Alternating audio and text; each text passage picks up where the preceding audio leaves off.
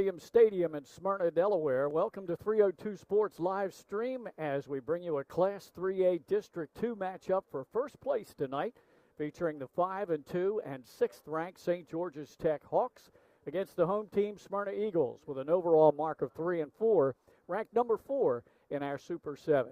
Good evening, everybody. I'm Glenn Fraser alongside Pat Garriantes, Craig Leskowski on camera. On still photography tonight, the proud papa of Phoenix Enriquez, Donnell Enriquez. The Seahawks and Eagles are both 2-0 in District 2. Smyrna gaining close wins the last 2 weeks against Cape, 42-34, and then last week 22-17 over Cesar Rodney, while St. George's handled the Riders 32-7 and got past Dover last week 14-10. Smyrna will finish on the schedule with Dover and Sussex Central after tonight, while the Hawks have a little bit tougher schedule. They have Sussex Central and Cape Henlopen left on the regular season schedule. Tonight, a huge game for both, Pat, as once again, St. George's dominated Smyrna in 2 games last year with that run game. Smyrna just couldn't handle it last year. We'll see if they can starting tonight. Yeah, we can. We will, Glenn. And like you said, this is a big district game.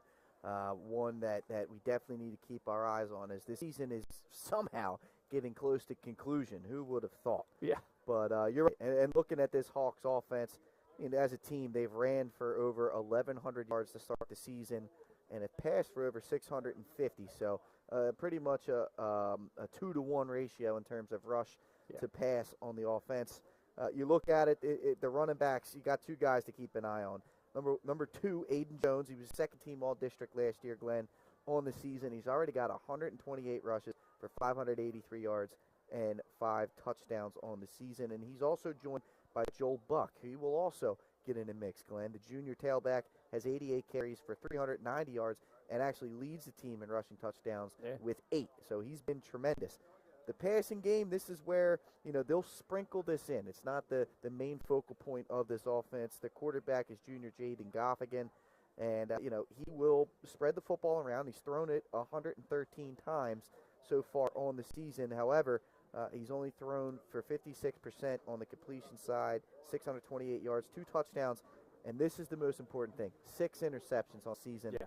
If they want to win this game, if they put the ball in the air, Goffigan's going to have to take care of it for sure.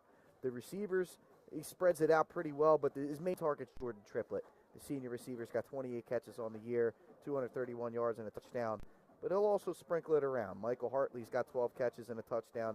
Jaden Dinez's got 7 catches and a touchdown. Ezra Reyes has 10 catches as well. Up front, pretty senior laden on the right side. Xavier Harris, Lugo, Nasir Batson, and in the middle, Josiah Ross, all seniors.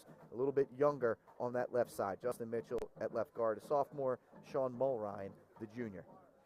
And they're going to go against a Smyrna defense that is pretty solid in the secondary, as they've been making a lot of tackles back there. But Smyrna has struggled against the run this year. They struggled against Middletown in the run game that they had, struggled up at UD Stadium, game we did a couple weeks ago against Lazy Animal. Again, a balanced attack more so from the Sows. And then, as we already mentioned, they couldn't handle St. George's last year's run game. They lost to them regular season and then turned around and lost to them in the first round of the playoffs. So the defense has got to step up. They do, and, they've got some players on every level of the defense. We'll start with the sophomore defensive lineman, Wendell Smallwood. Yeah, you like that. Remind me, that name sounds familiar. 6'2", 250. The sophomore's got 34 tackles. 7 of them have come for losses. In the middle of that defense at the linebacker level, you got to keep an eye on number 9, Kyron Timmons. Yeah. He's been great for them today. Junior linebacker, 6'1", 190. 65 tackles on the season, Glenn. 11 tackles for loss and 2 sacks. He's been great.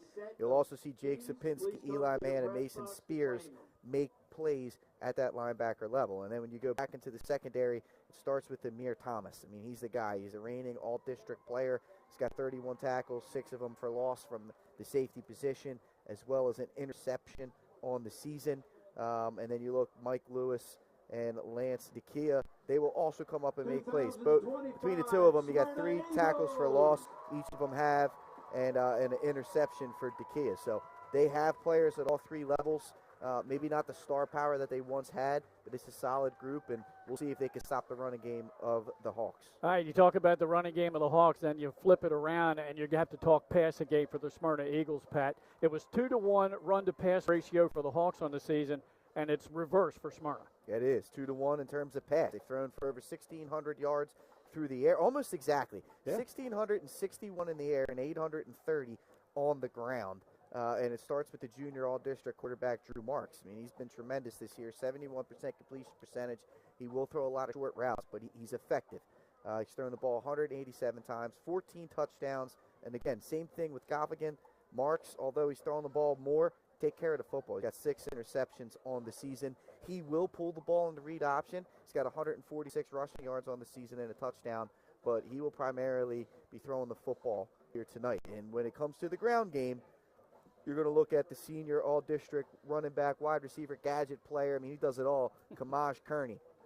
He's been great. 86 carries, 399 yards, and 9 touchdowns on the ground. He's also received the ball for 217 yards, as well as 13 two-point conversions from that vaunted earthquake setup. In the air, they will pass the ball around, but it's the Syracuse commit, Phoenix Enriquez, the all-district 6'2" wideout. He makes plays all over the field. 49 catches, 720 yards for him, and 12 touchdowns already this season, Glenn. So he has more yards receiving than all of St. George's team. Yes, he does. Yes, he does. And he's a difference maker. That speed, it's not replicated very often within this state, and it's a difference maker for him. A couple other guys that'll get in the mix. Jason Caserta, he was honorable mention all-district last year. The junior has 21 catches on the year. And Chris Beverly has 13 catches for 188 yards as well.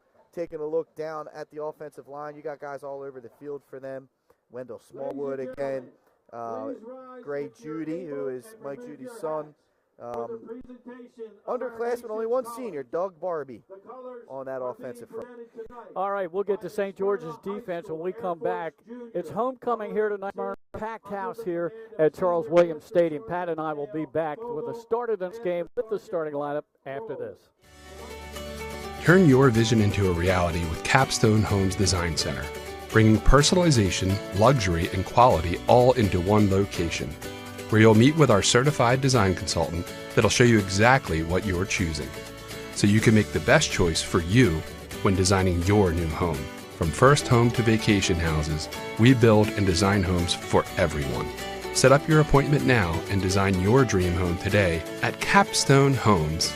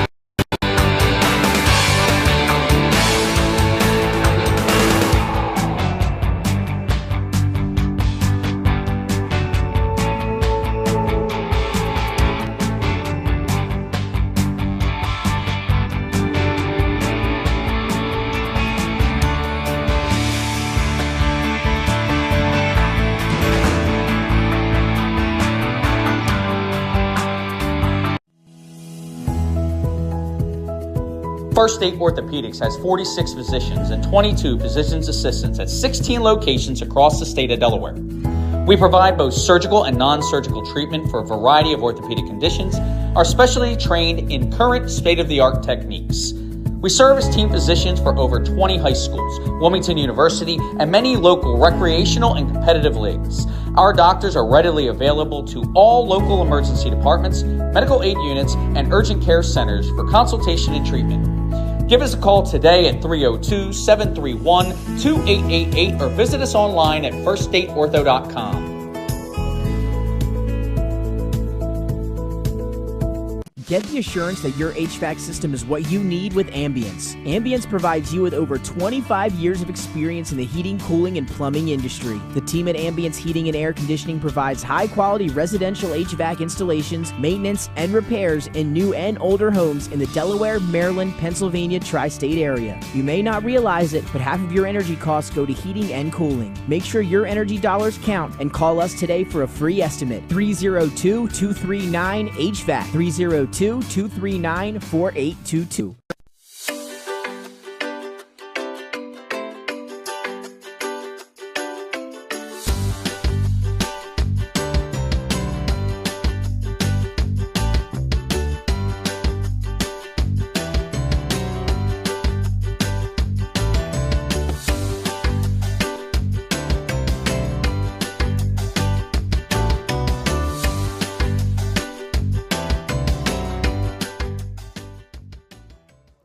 Welcome back here to Smyrna High School. Glenn Frazier alongside Pat Gariantes as the officials are out on the center of the field. Shortly we'll have the captains out there as well for the flip of the coin to see who will receive the opening kickoff here.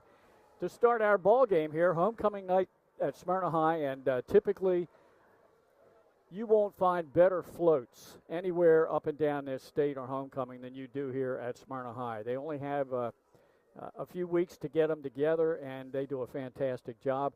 They'll be showing them at halftime. We'll have our cameraman on that so you can view them back at home. And if you miss it and you're down in the Smyrna area over the next week or so, they'll have them on display out in front of the high school. They're impressive, Glenn. They are, aren't they? I got stuck between one coming into here. It was pretty tremendous. And the truck that was hauling it was also impressive. So you were in the parade, so to speak. I was in the parade. Okay. You know, I've been adopted by this Smyrna community. It's tremendous. There you go. Hey, listen, our Pigskin Picks weekly show with the Mitchells, Benny and Trey, is presented this year by Compete Event Management. They run wrestling tournaments throughout the state. They also have an apparel line that you can be personalized for your tournament. If you don't want to run an event, but you just want to seek some competition, Compete Events is where you want to be. They are well run and organized. Next event coming up Saturday, November 8th at William Penn. It's called the Back to School Tournament. So that's the next one coming up barely a week from now at William Penn High School. Our thanks to them for being with us this year and sponsoring. All right, coming into the game tonight, St. George's has won 3 in a row since they had back-to-back losses to Caravelle. We did that game, 39-7, an impressive win for the Bucks that night, and then they were shut out by Appo, 35-0. The common opponent they have is Cesar Rodney, a team that St. George's beat rather handily, and Smyrna struggled with last week. So we'll see how things shake out tonight, because it's all about matchups. It is all about matchups, Glenn, and it's about, when does the momentum of the season get going, right? I mean, there's teams that start off hot and then taper off. There's also teams that, new guys and new responsibilities, maybe they struggle beginning of the year and they start to catch their footing towards the end. So, this St. George's program, John Wilson, he's been one of the top coaches in Delaware for a while now, man. So, they were going to get the ship righted for sure. It looks as though they have deferred, yes, I believe, here. Yep, St. George's has, yeah. Oh, by the way, Coach Wilson, I talked to him down on the field earlier. He asked me, who's with me tonight up in the press box? I told him who, and he said, you tell Pat I said hi. I appreciate it, Coach Wilson. Appreciate it. Nick A. was going to make it down, his former linebacker that he coached over at St. Mark's. But car issues, man. We gotta prayers to Nick Alessandrini. Hopefully. That is never fun, my friend. Never fun. No. All right, so we were talking about the defense for St. George's, which we'll see on the field here shortly. And, Pat, they got a couple of good ones up front. They do, and it starts with Micah Johnson, the junior DN, on the season, Glenn. He's already got 47 tackles. 13 of them have been for loss, and he has 6 sacks already from that side. And it doesn't stop. Makai Smith is the all-district DN on the other side of the football. He's got 36 tackles, 6.5 of them for loss. He's also got 3 sacks and an interception, so he can float back into coverage and make some plays. At the second lever, Nasio Batson, he's a guy to keep an eye on, 53 tackles, 7 of them for loss. Jaden DeMeza's got 2 interceptions. Micah Hartley and Malachi Walton also have an interception. And Walton will come up and stick you, too, with 40 tackles on the season. So, Pat, I think one of the keys for Smyrna in this opening drive will be moving the football because they struggled to do that against St. George's last year. And St. George's probably looked at the film of Salesianum game, and they saw how many times that Drew Marks was sacked in that game. So they're going to want to get some pressure on him. Well, that's the key, right? I mean, Smyrna, they want to get things going through the air. And, the name of the game is to not allow the opposing offenses to get comfortable. We'll see if they're able to do it. Well, they're going to have pretty good field position out across the 35. Little pooch kick to start the game. Smyrna in the home reds, jerseys and pants, white helmets and white numbers. St. George's in the traveling white unis with their silver helmets and blue and green highlights. And we're ready to go, Pat. So Smyrna just outside the 35-yard line, moving from your left to your right across the screen. Drew Marks at quarterback. Looks like they're going to switch around a tight formation. They're going to bunch the receivers. That usually means a screen. One thing to note here, Glenn, number change. Kamaj Kearney in a new number tonight, number 24. So if you see the football number 24's hands and you're wondering who is that, it's Kamaj Kearney. There's a screen to Enriquez. He gets a block and goes all the way up near midfield before he is bounced out. And there's a Smyrna first down right off the bat. Right off the jump, all right? You're going to play that soft coverage. This Smyrna team will screen you to death. They will get the ball into their playmakers' hands on the edge and let them make plays. Phoenix Enriquez, one of the fastest players in the state. That's a nice start for this Eagle offense. And right away, the answer is to press coverage the very next play. All right, this time they spread it out. And there you see number 24, Kearney, lined up behind Drew Marks in the backfield. Enriquez, single coverage to the bottom. Now they're moving a safety over that way. They fake it to Kearney, a little slant pattern, and thrown a little behind the intended receiver, number 15, Kilgo, incomplete. Yeah, that was a heck of a play there in that secondary by number 5, Jaden DeMeza. Did a good job of timing that up, raking the arms of the receiver to make sure they didn't secure that catch. Brings up second down and 10 for Smyrna. That was Kilgo, the intended receiver. Yep, Kilgo lines up to the bottom of your screen. Again, they go back to that more of a tight formation. Trips to the top, 2 receivers bottom, empty set. Now Kearney in motion. Oh, they pitch out coming the other way for Enriquez. Turns the corner, stiff arms a D-back, and goes down close to the 40 of St. George's, and he has the first down, Pat. A little trickery. Love it, yeah. Good play design there by Coach Marks. Brings Enriquez across the formation, and they just do a little forward lateral to him. That probably, even if that ball gets dropped, pretty sure that would have been an incomplete pass because it was a forward lateral. So interesting play design, unique, and kind of a safer play than lateraling it behind you. So that's a nice little call and big first down again. And the D-back down there did a good job, Nigel Bolin. If he didn't stay in his position and not bite on the fake, that was a touchdown. Enriquez in motion to the top of your screen. Mark steps up in the pocket. Now he's going to take off and run, and he rolls down right around the 36-yard line. He'll pick up about 4 or 5. Good job by Marks navigating the pocket, keeping his eyes downfield. Felt the pressure, didn't see a receiver open, and we talked about it in the pregame, his ability to do exactly that. He can make some plays with his feet, and then he's very smart, recognizing he's going to get popped, gets down. That's a second down and 4, or second down and 6. He doesn't take a hit, and this offense is in rhythm to start. Beverly, Reed, and Enriquez bunched at the top. Marks rolls that way, throws in the far flat. Enriquez completes it. Good block out there. I think that might have been Kilgo, and he's all the way down inside the 25-yard line. Yeah, you could see the defense all sucked into the box there, and you got to be able to keep the edge, especially with Enriquez out there, and they weren't able to do so. They got a good, crack block there, and it sprung Enriquez to the outside for the big gain.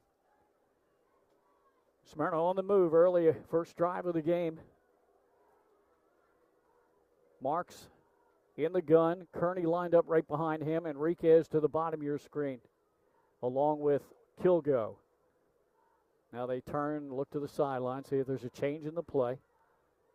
And St. George's will switch up. They're going to bring Malachi Walton, the safety, up out on press coverage on Enriquez. And now we have a timeout called by Smyrna. I think they were running out of time to get the play off, Pat. And they were kind of late getting that play in, and to do that check with me, you kind of have to. You got to be quick with that. You don't want to be sitting there and insecure about what decision you got to make there. They were late getting that play in. It's a good timeout. Don't lose the yardage. You're in good field position here. Finish this drive off. So we only have 2 more games left in the regular season after tonight. This is a big game in District 2 of Class 3A. Also another big one up at Abysinio tonight as Salesianum takes on Middletown, and that's for first place in District 1. And in that ball game, maybe 2 of the best 2 in the state in 3A.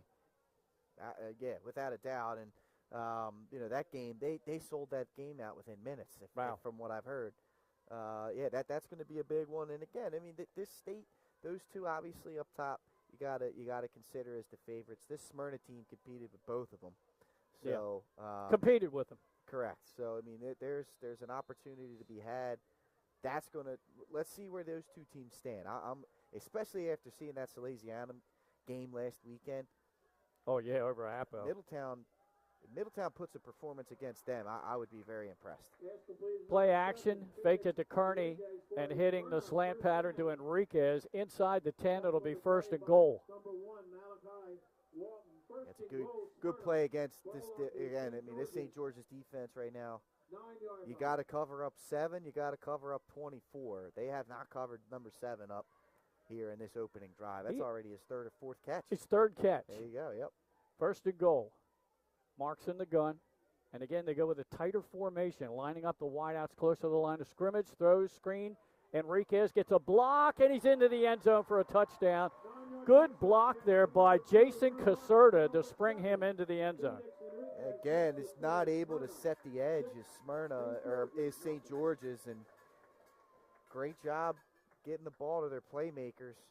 And that was almost exclusively Phoenix Enriquez on that drive. He feasted against that Hawk defense. Great opening score drive for this Smyrna offense. About 4 catches for 51 yards for Enriquez in that drive. Wow. And he had an 11-yard run. Yeah, that was extremely impressive. And, good play calling by Coach Marks. Just keep feeding the hot hand there. Defense didn't make any adjustments to try and bracket him or limit his touches. Keep feeding the beast. All right, here's the 2-point try, and this has been almost 50-50 this year for Smyrna. Kearney brings Enriquez in motion, fakes it to him, takes it himself, and powers in for the 2-point try, his 14th make of the year. And we'll keep it right here as Smyrna scores on the opening drive, Pat. Impressive. They did a good mix of short passes. They did hit the slant for a big play. I mean, but primarily that was, we're getting the ball in Phoenix Enriquez's hands in space on the run and taking our gamble that the St. George's doesn't have the athletes to keep up with them. And that was just an impressive drive to open this thing off for the Smyrna Eagles.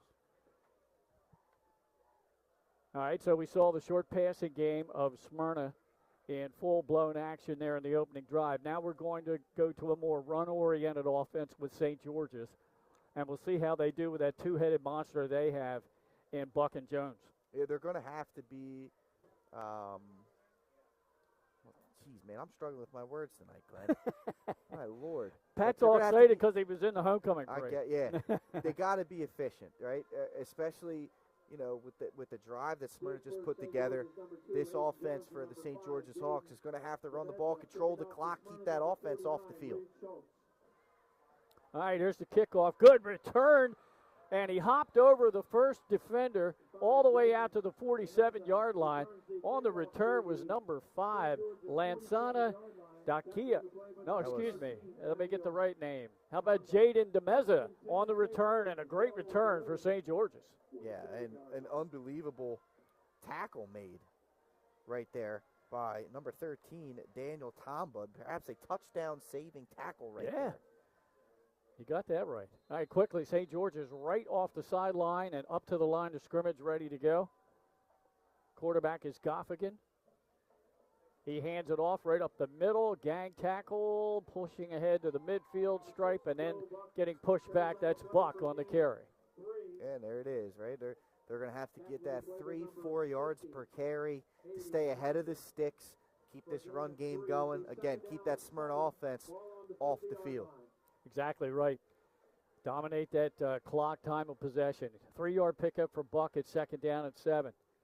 Wide out split to the top and bottom of your screen.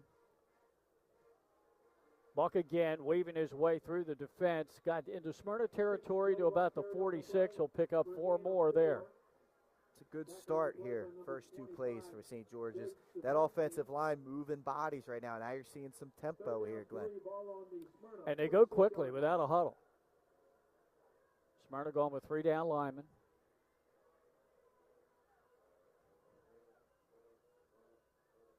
Now the Hawks get a switch into play from the sidelines. They feed Buck again, right side, stood up, and fights forward. It's going to depend on the spot. Looks like they're going to give him the first down. Just what strength by Buck there, because he was stopped initially, kept the feet moving. He's a hard guy to wrap up. And again, Pat, they go quickly. They're up to the line of scrimmage, ready to go. Don't want to give Smyrna an opportunity to sub out. Yeah, they're doing a good job of forcing Smyrna to get locked in, ready to go. Doesn't necessarily mean that they're rushing as an offense, but they're on the line ready to go, and Smyrna's got to be prepared. Yeah. So it doesn't allow them to take that at least mental break in between plays. Goff again has Buck to his right. Rolls far side of the field. Throws sideline pass, and it completes it down at the Smyrna 34-yard line. Looks like it's just shy of the first down. Ezra Reyes on the catch. That's a good ball by Goffigan. He did a good job rolling to his right through that ball on time and on target. And if they're able to run the ball the way they were for those first few plays and then incorporate that passing game off the play action, that's a good sign to see if you're a St. George's fan. 2 wideouts top of your screen. Reyes is one of them. The other one up there is Triplet. That means Hartley to the bottom. Read option. They fumble the ball. Goffigan picks it up, gets the first down yardage at the Smyrna 30, and then he's gang tackled there. Got to be careful on those read option plays, Glenn. Got to make sure that mesh point is strong. Can't leave that ball on the hip of the running back. Luckily for Goffigan, it bounced right back into his hands, and then he was able to advance the football. So, disaster avoided right Yes, definitely. Same lineup for the receivers. Now they're going to switch out the tight end, Peyton Merkling. He'll be the right side, and that's where they run Buck. Tries to stiff arm a defender. He stiff arms another. We have a flag down as he is just shy of another first down. Looks like this might be holding. And it is. Clock's still running, even though they're marking a penalty off. Yeah. We've got a timeout on a penalty, but the clock is still running. It just stopped. Now it finally stopped. So it is a hold. That's a big hold, too. Yeah. That was a good run. St. George's was set up with short yardage. That one hurts. Yeah, it hurts a team that likes to get 4 or 5 yards per carry running Correct. the ball, and they're very efficient that way. And that's the way they've started this drive, Pat.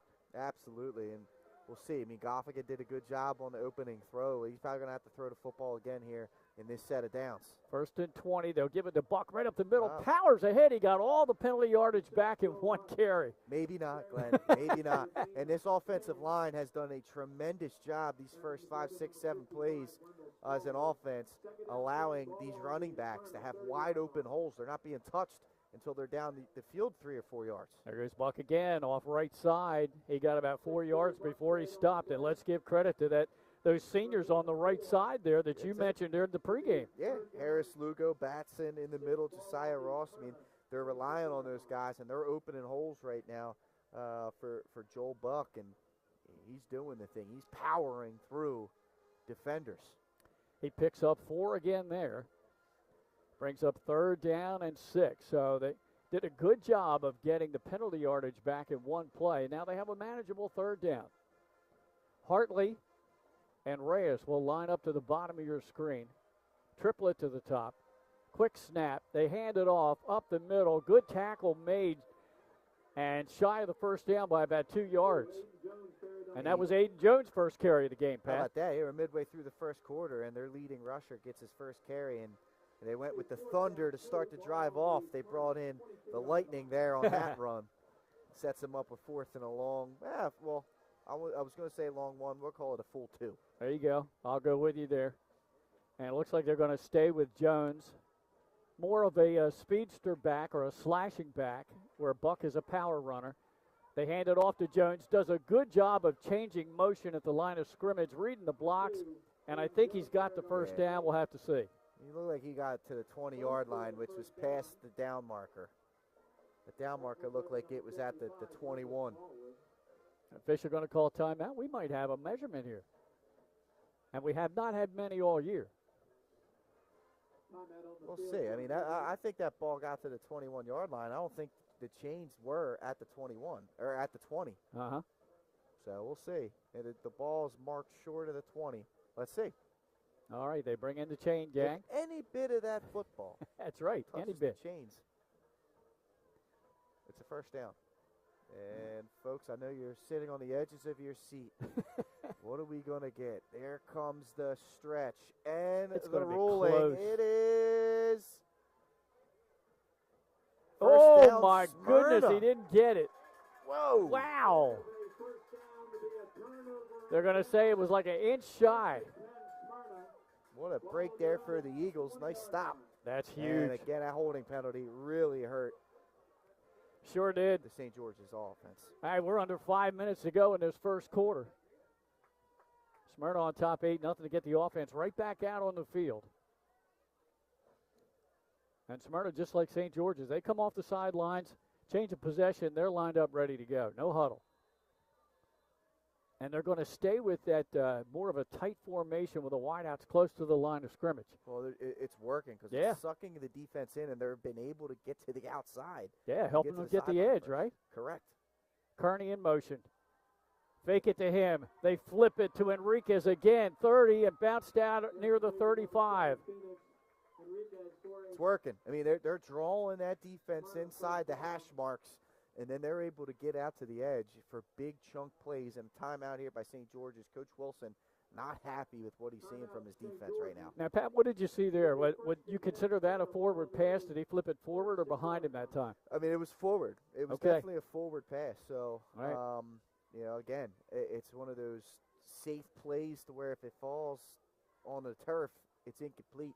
Where with the lateral, if it's a handoff behind the line of scrimmage or it's a toss and it hits the turf, that's a live football. So, it's just a way to get a speed sweep, essentially, or, a toss play with the safety net of, the fumble is not going to really occur there. So just a modification of it. How about this stat? Smyrna has 78 yards of offense so far in the quarter. 74 have come from Enriquez. Yeah, why not? I mean, this defense hasn't adjusted to that yet. Keep giving him the football. And he's, like I said, he's one of the fastest players in the state. There's a reason that young man's going to Syracuse. He wants to get a degree in mechanical engineering, and he has a high football IQ, and he's got it in the classroom too. 3.5 GPA. Mechanical engineering, I'm telling you, man, engineering. If you don't go pro in football, that's a heck of a career to get yourself involved in as an engineer. All right, Pat. Now they're going to spread the defense out this time. Marks goes up to the line of scrimmage. Changes the play up. Now it's a direct snap to Kearney in the backfield. Not much there. Trying to push the pile. He's going to get about a yard. Teeth of that defense right there. Try to, get him a little bit razzled there with the fake. I don't know if I would have fell for it considering Marks went to the opposite sideline. It wasn't like he was looking at his sideline. Kind of a harder sell. Good job by that St. George's defensive front. All right, Smyrna ready to go. 2nd down and 9. Empty set for Marks. Kearney in motion. And they flip it to Enriquez, coming the opposite direction. They used this earlier, and he gets all the way up near midfield. Another first down. I mean, why not? I keep doing it every other play. I mean, St. George's just does not have the lateral quickness right now as a defense to be able to get to Phoenix Enriquez to prevent him from picking up big-time yardage. And the safeties and corners aren't coming up because they're respecting the pass. Right now, that play is working until St. George's makes some kind of adjustment and take the edges away. Well, I said 74 yards for Enriquez earlier. Add that in. Now it's 86 yards of offense for him. In the first quarter. My Lord. First down from midfield. Enriquez lined up to the bottom of your screen. Marks looks top. Pump fakes. Now he's going to scramble. Trying to set up and throw sideline. Good catch made down near the 43-yard line. Getting the feet down. Yeah, good work right there. I believe that was Caserta, and it was.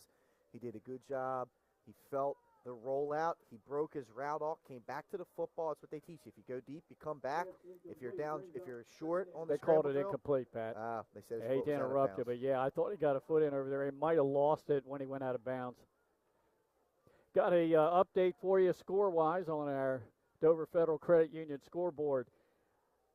Early in the second quarter up at Abyssinia, it's Middletown 7, Salesianum 6. Interesting. Empty set for Marks. I knew that was going to be a heavyweight battle. Must have been a missed extra point. Yeah. Marks brings Kearney in motion. Throws to Kearney. Has him go far side. Penalty flag is down. Kearney went out near the 44 of St. George's, but we do have a flag in the Smyrna backfield. Let's see if they spotted a hold there on the edge. It was thrown by our white hat tonight. And there it is. A hold. I see you reacted to our colleague Benny Mitchell's score. We got another score for you. Sussex Central 28, Teaser Rodney 21. That's only at the end of the first quarter, folks. That's not a final. No. Where is the defense down at the Castle? There is. The defense is optional tonight. And that's a wing T offense. Right. Scoring 28 points in a quarter. Must be the Will Harmon night. My Lord. All right, so the penalty goes against the Eagles. Tackling. The tackling must be struggling down there tonight. I mean, there's not. That's hard to. I mean, that's 7 touchdowns in 12 minutes. That's hard to do. It is. Second down 20 for the Eagles. Now they're going to run on this side. Marks wanted to pitch it to Enriquez, but he was wrapped up. Well, there's the first adjustment. St. George's took that speed sweep option away, and Marks did a good job of taking what he could get. Yeah. That's a good gain, though. I mean, that's 5 or 6 yards. If you're not behind the sticks, right, that's a good play. Yeah, he did gain 5. It's third down and about 14. Ball resting at the Eagle 46-yard line. They need to get to the Hawks 40 to keep this drive alive. 2:40 and counting to go in the opening quarter here. 8-0. Marks just did the clap to the car wash right there. He did. Very good. Marks empty set, back to pass, those middle of the field. Jump ball. Enriquez gets it. He's trying to stretch, and he almost got the first down. What an individual effort by Enriquez. First of all, to jump up, make a play, and then the strength he's shown to drag defenders near the first down marker. This sets Smyrna up with a great 4th and 1. And that means the earthquake formation will come alive here. 4th down and almost really less than a yard to go. Heck of a job by Enriquez. It certainly was. As you mentioned, the athleticism to just go up and get that ball and then to power forward so they can bring in this offensive set and try to get the short yardage. Kearney is going to throw the ball. Looking downfield, had a man wide open. Now he's just going to run with it, and it's going to be all dependent on the spot. I think he got it, Glenn. But, yeah, I mean, he was afraid to throw that football. And lucky for him, he was able to find some openings and get a big first down. Yeah, Takai Fearon was wide open down the middle of the field. But Kearney got the first down yardage. It's tough, man. I mean, that's a running back wide receiver trying to make a quarterback read. They're not built like us, No, Glenn. no, right. They're built differently than us quarterbacks. Smyrna's offense checking the sideline, see what the play will be. Ball at the Hawks 40, 1st and 10 with 1:10 to go in the opening quarter here. 8-0 Smyrna on top. Trips to the top, Enriquez to the bottom, double coverage on him. Marks pump fake, throws downfield, and can't quite connect with Chris Beverly. It looked like Beverly kind of stopped his route there. You can't do that as a receiver. Marks try to lead him down the field, throw that ball, let him run under it. He kind of hesitated just that little bit, and that definitely hurt him with the ability, to be able to run underneath that. Only the second incomplete pass here in the opening quarter for Drew Marks. I mean, he's thrown for his however many pass attempts, maybe a combined 12 yards. I mean, there's a lot of flips going on out here. Change the play up here. Receivers are 2 by 2. Handoff. No, Marks keeps it himself. Great fake by him. Down to the 20 and tackled near the 17-yard line. Boy, that was wide open, Pat. It was. The whole defense is rightfully so going to take the running back, but you got to have at least one guy left to take the quarterback in case he pulls it. He did a great job, and there was only one player. It was the safety. In open space, Drew Marks is a good enough athlete that he can beat a safety in space like that. 21-yard pickup there by Marks down to the 19 of the Hawks. As we're down to 30 seconds and counting here in the opening quarter. Smyrna once again lines those wide outs close and tight to the line of scrimmage. On the run, flips it to Enriquez, and that time St. George's makes the stop, and that's Michael Hartley. Finally got there. Good job by Hartley coming up, making the tackle. Finally were able to collect that edge, not allow Enriquez to get a running start. No gain on the play. And that's going to be it for the first quarter here at Charles V. Williams Stadium on homecoming night. It's Smyrna 8 and St. George's nothing. Pat and I will be back with second quarter action right after this. Turn your vision into a reality with Capstone Homes Design Center, bringing personalization, luxury, and quality all into one location, where you'll meet with our certified design consultant that'll show you exactly what you're choosing, so you can make the best choice for you when designing your new home. From first home to vacation houses, we build and design homes for everyone. Set up your appointment now and design your dream home today at Capstone Home.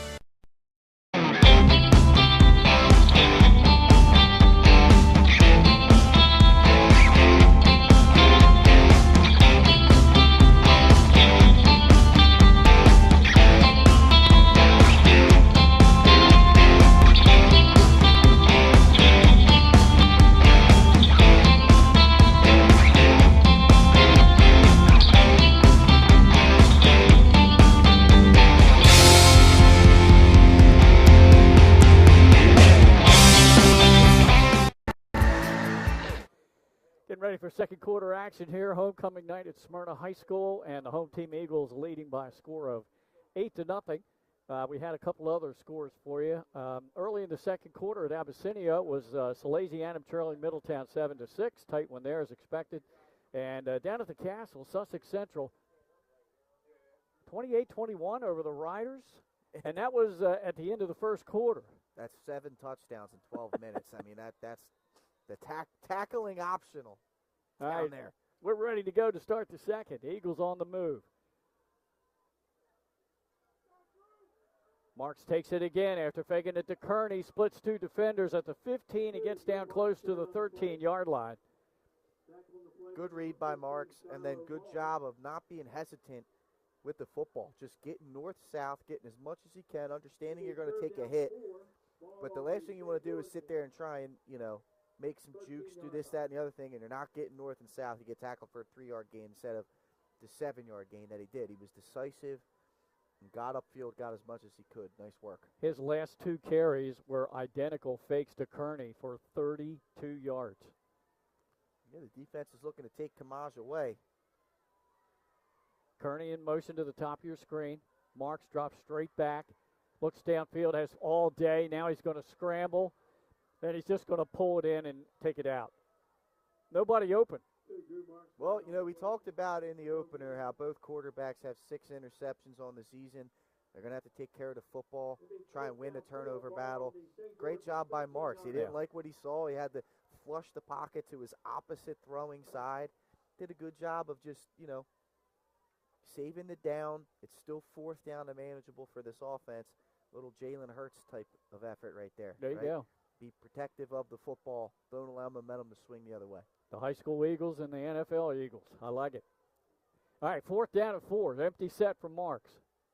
Rolls top. Looks to throw. They've got it covered up. Now he's going to run. 10-yard line. Has the first down inside the 5. It'll be 1st and goal.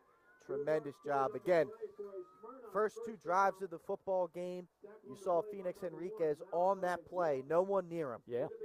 The adjustment now has been made. St. George, we're not letting 7 beat us. And in open space, it's 2-on-1. The defender decided to take number 7, just like a basketball play. On a fast break, you got a 2-on-1. You got to make that defender commit before you make your decision. And right there, the St. George's defender said, I'm not letting 7 beat me. Marks made the correct decision, got upfield, got a big first down. All right, it brings in Smyrna's short yardage earthquake formation here from the 3, 1st and goal. Kearney has Enriquez split out. Now Enriquez comes in motion. Kearney fakes it to him, takes it himself. He might have gotten a yard, and that's it. Yeah, that's a tremendous tackle right there by Nasir Batson. He did a great job coming up, making sure that Kearney was not able to fall forward there. Stopped him dead in his tracks. 1-yard pickup, nose of the ball, resting right on the 2-yard line of the Hawks. 10 minutes to go in the opening half. Kearney got the play from the sidelines, just checked in to the huddle.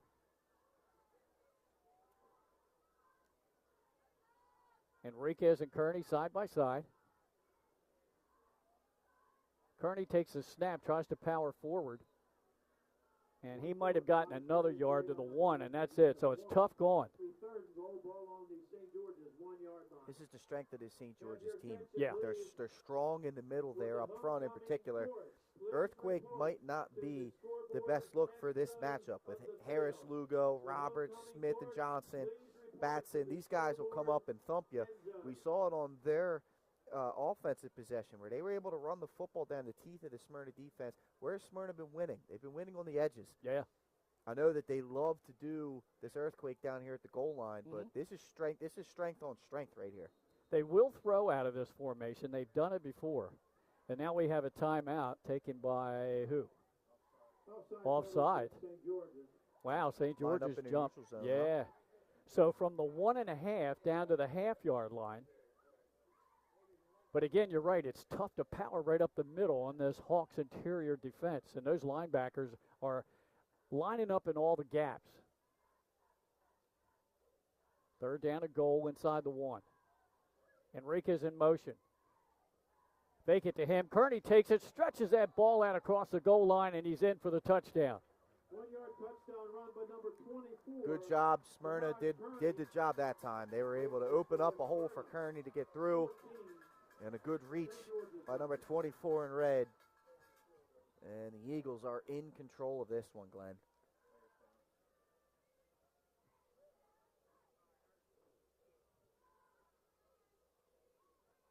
Kearney has 5 carries, each one of them for a single yard. Yeah, I mean, this is the strength of this St. George's team. Smyrna's been winning on the edges, which will work, you know, primarily between the 10s. But as soon as you get down here inside the 5-yard line, it's going to be hard to run against this team in the interior. You don't want to try and spread the field against them, I feel. The injured Smyrna player just got up onto his feet. That was number 65, Damian Beckett, 6'3", 240-pound junior. And he is just slightly limping off the field. Hopefully the young man's okay. You know, Pat, I was talking to St. George's head coach, John Wilson, before we came up in the press box, and I was talking to him about Settles, his great defensive player that plays for the Hawks, who's also a wrestler. And he suffered a bad ankle injury, I think, either right at the start of the season or it was in preseason. And he's trying to get back. They're hoping to have him back if they get in the playoffs. But at the very least, the senior wants to wrestle. So hopefully he becomes healthy for that. Here's the 2-point try for the Eagles. Enriquez in motion. Kearney's going to throw the ball in the end zone, wide open, and they get it. And who was that on the catch? That was Amir Thomas. Oh, how about that? bring in the safety, get himself a 2-point conversion. But there's a play right there I think could work against the goal line. It may soften that front up of St. George's a little bit, knowing that there's a threat of a pass that they can, complete. It's a nice little play right there. But back to your point about,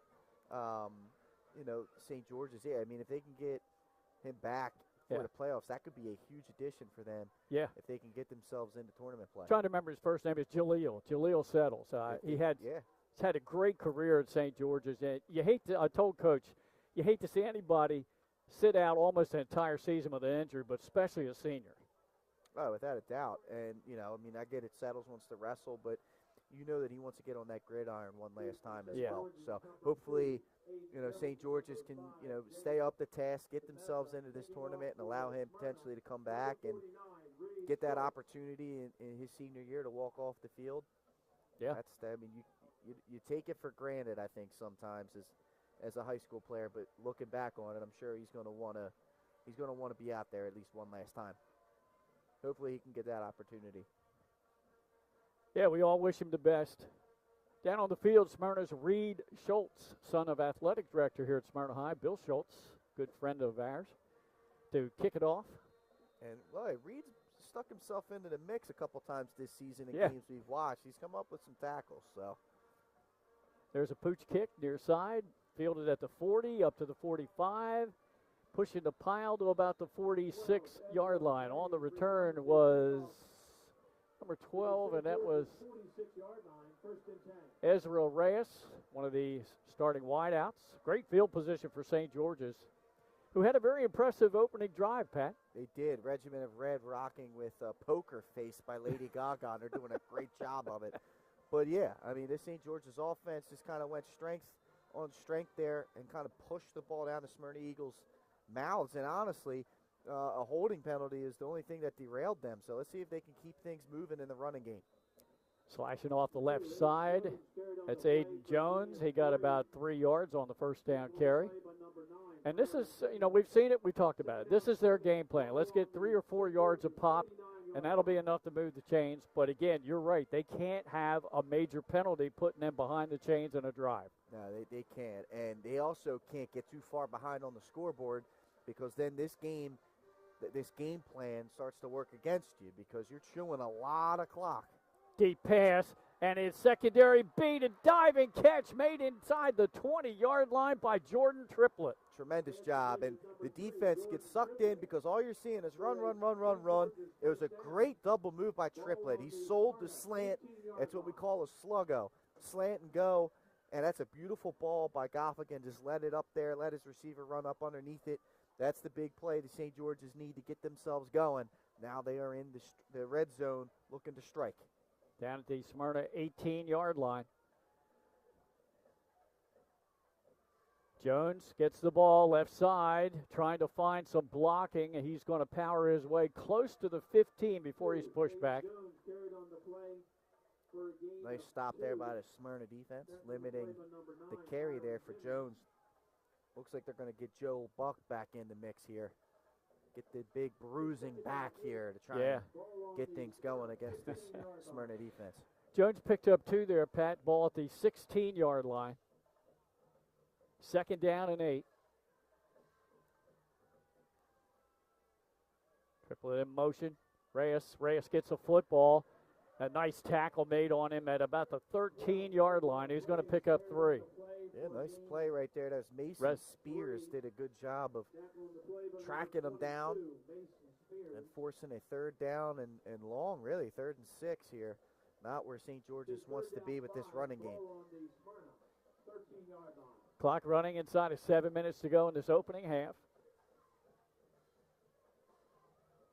Reyes lined up in the slot. Rolling near side, throws corner of the end zone, jump ball, looks like he caught it. No, incomplete, says the official. He was out of bounds. Foot was out of bounds, but again, beautiful ball by Goffigan. Way to high point it by Triplett.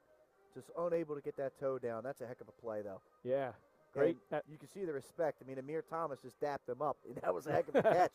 He's luckily for Smyrna, he was out of bounds. Good athleticism by Triplett there, trying to plead his case to the officials that he thought he got the foot in. It's Go ahead. 2 great efforts by Triplett in the air. Yeah. The big catch to get him down here and then nearly dragging the toe for a touchdown here. Big 4th down for St. George's. 4th down and 5. And now they're going to call a timeout and talk it over. I think this is a wise timeout by Coach Wilson. This is a big play, Glenn, because like we said, I mean, with their offensive game plan, running the football, chewing some clock, trying to keep Smyrna off the field, you don't want to get down by too much. And the last thing you want to do here with 6:37 to go is give the ball back to a hot offense in the Smyrna team and put your defense back out on the field.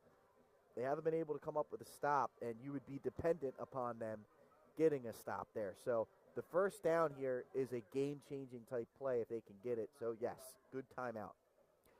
Got another update for you on the scoreboard. Second quarter score, 6 minutes to go in the half, and Salesianum and Middletown, the Cavaliers kicked a field goal. No, they got a safety. They got a safety, a sack in the end zone. So Middletown leads Salesianum 9-6 with 6 minutes to go in the opening half of that one. Our thanks to our loyal viewer, Earl Biddle, for sending us that information. How about that? Middletown showing up at Abyssinia. We kind of expected that they would. They step up in big games. They do. All right, timeout has ended. Here we go. 4th down and 5 from the 13-yard line of the Eagles. Goff again, trying to draw Smyrna offside, and I think he drew his own lineman. It's going to be a procedure call, and that's big, Pat. Huge 4th down and 10 now for St. George. Good idea, right? Come out, do a hard count, but got to be disciplined if you're going to play that game. You got to be disciplined, and he's got a little too ahead of their skis right there up front. That's a big penalty because now instead of 4th and goal and just needing 4 or 5 yards, now they need 10. It's not 4th and goal. They can get a 1st down. They spread the field. Receivers are 2 by 2. There's a throw. Corner of the end zone again. Triplett tried to get around the coverage, and they're going to throw a flag. And I think Smyrna's going to get caught with a PI here. And I think it's Lance Dakia. Yeah, Dakia, he was good in coverage. Outside break. He let him get outside. He was playing inside of him, but the throw was actually on the inside of the receiver, and a great job by Triplett with the ball in the air trying to fight back, and he really kind of forced the contact, and that was the correct call here by the official. I mean, that he kind of prevented him from getting back inside. Smyrna sideline not too happy with that, but that will extend this drive now for the Hawks, who with the penalty that they committed themselves, they were almost in jeopardy of turning the ball over on 2 state drives after they drive down deep into Smyrna territory. The tough part here is, again, in high school, it's different than other levels. The pass interference is not an automatic 1st down. It's not 15 yards. It's only 10. Yeah. So with it being 4th and 11, it now sets up a 4th and 1. So St. George's is not out of the woodwork yet. Right. Timeout now taken by Smyrna. This will be their second timeout it's call. actually not. You're right. It was. They officialed it wrong, and then they changed their mind. They signaled it wrong, I should say. So, again, huge play here for St. George's. Right. At the 9. So that was a half the distance penalty instead of a full PI typical penalty.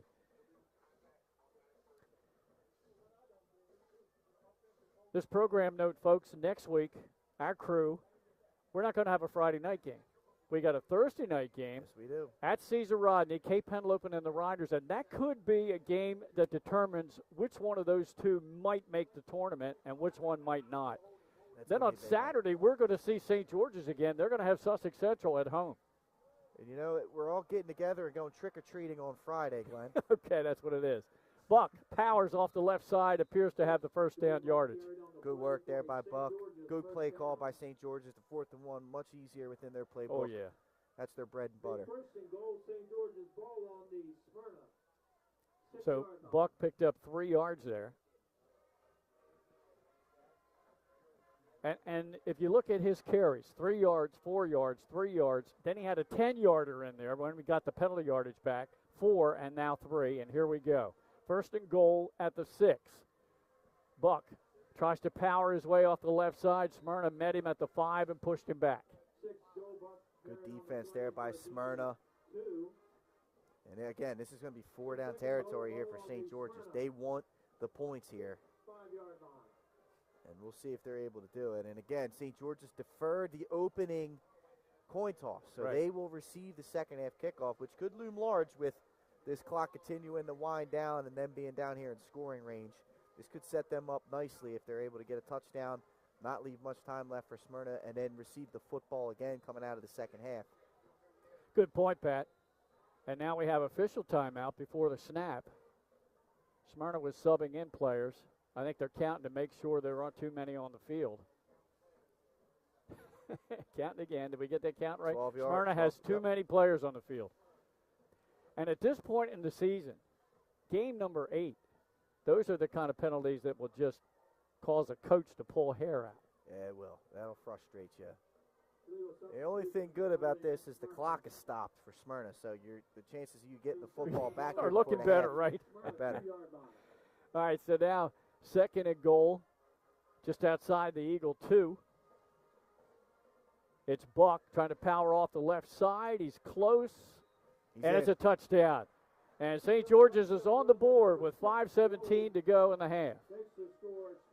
Nice drive there by St. George's, a huge touchdown for them to try and stay in this football game. Let's see if they go for 2. Looks like this offense is going to stay out there. Yeah, if Smyrna keeps making 2-point conversions, now you're chasing points. Let's see big play here for St. George's. And then a big drive upcoming for their defense. It is. Yeah, plenty of time, as you mentioned, now over 5 minutes. They're going to go for 2. They spread out the defense. Bring a man in motion. Rolling near side, Goffigan looks in the end zone. He throws it out in the flat, but good one-on-one tackle made. No chance for Reyes to get in the end zone. No, not at all. Daniel Tomba does a good job coming up, securing that tackle, and it preserves the 2-possession lead for Smyrna. Nice work. 5:15 to go in the half. We're going to take a short break here. 16-6, Smyrna on top.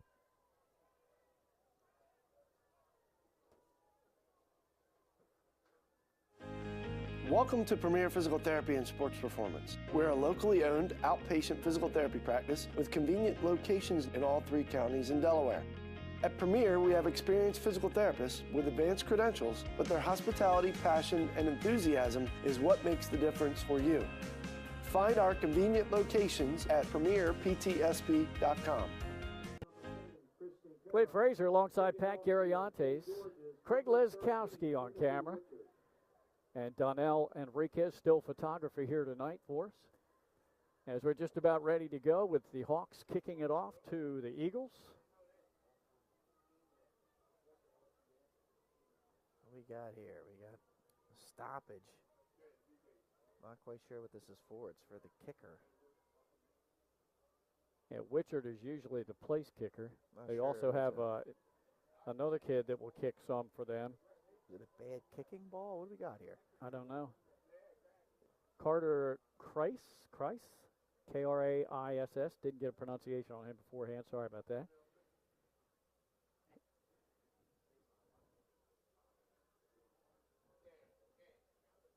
It is Wichert, Tim Wichert, to kick it off. Yeah, I guess they didn't have the football that he liked. You know, in the NFL now, they get to have their own footballs. I hear that's why some of the field goal kickers are making longer distance field goals this year. So, perhaps. Yeah. Deflate Gate Part 2. Yeah, right. All right, Wichert's ready. Pooch kick, near side, taken by an up back for Smyrna at the 39-yard line. That's where the Eagles will have it. Plenty of time left for Smyrna. Plenty of time in a short field. Yeah. Covered for Smyrna by number 28, Chase Williams. It'll be 1st and 10. And let's see. St. George's kind of took Henriquez out for the first time. Oh boy, I got the hiccups. The last drive. So let's see. Oh man, if they can continue to do that, and if so, how does Smyrna adjust? All right, here we go. Smyrna right out of the sidelines and ready to go. Marks at the empty set. 3 receivers, top 2 bottom. Oh, and Smyrna jumped. Illegal procedure, that'll make it 1st and 15. Christian Carroll got going a little too soon. Yep. He got the wrong clap, Glenn. Didn't have the car wash clap that time? All these quarterbacks clap. Now John Gruden is somewhere scratching himself. Because do you remember he does those pre-draft camps, and he had Jackson Dart come in. He goes, well, what was your snap count? And he just clapped. He goes, now what was your snap count? He goes, that was it. Mark's near side catch is made, but St. George is all over that one. Reception made by Nakai Reed. They tried to set up the screen. Gruden's like, nah, it's not how we do it in the NFL, son. Yeah. I don't want to hear about this clap. There's no clapping. No crying in baseball, no clapping in football. No clapping in football. 2-yard pick. Count. 2-yard pickup that time. Marks rolls far side, wide open again, up the middle of the field, spins and has a first down. He's doing a great job of just taking what the defense gives them, Glenn. They don't want to respect the wheels. That's all right. Drew Marks, he can scoot, folks. He's doing a great job here tonight of running with the football, being decisive, getting upfield, picking up first downs. Unofficially, I have him for over 60 yards rushing here in the first half. 1st and 10 for the Eagles, 4:29 to go. Opening half. Going to hand off to Kearney. He has a hole up the middle of the field at the 40 and another first down, close to the 37. First time Kearney's been able to get loose. Yeah, that broke a string of 5 consecutive 1-yard pickups for Kearney. Eagles down to the 37 now after that 12-yard pickup. Enriquez split to the top of your screen, trips to the bottom. Press coverage against the smaller corner. Let's see if they backs off. Smart. Yeah. Marks goes up, and he wanted to change a penalty, and now a flag's thrown. And I think, once again, 5-yarder against the Eagles. False start penalty against Smyrna. Makes it 1st down 15, ball on the St. George's 42-yard line.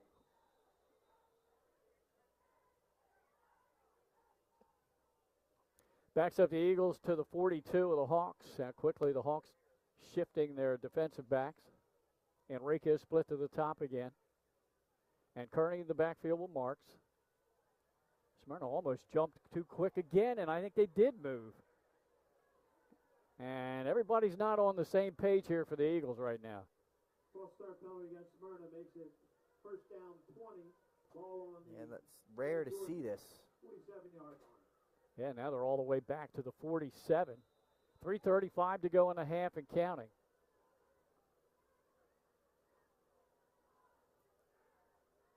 Why is the clock running on a penalty? Because it was running before the penalty.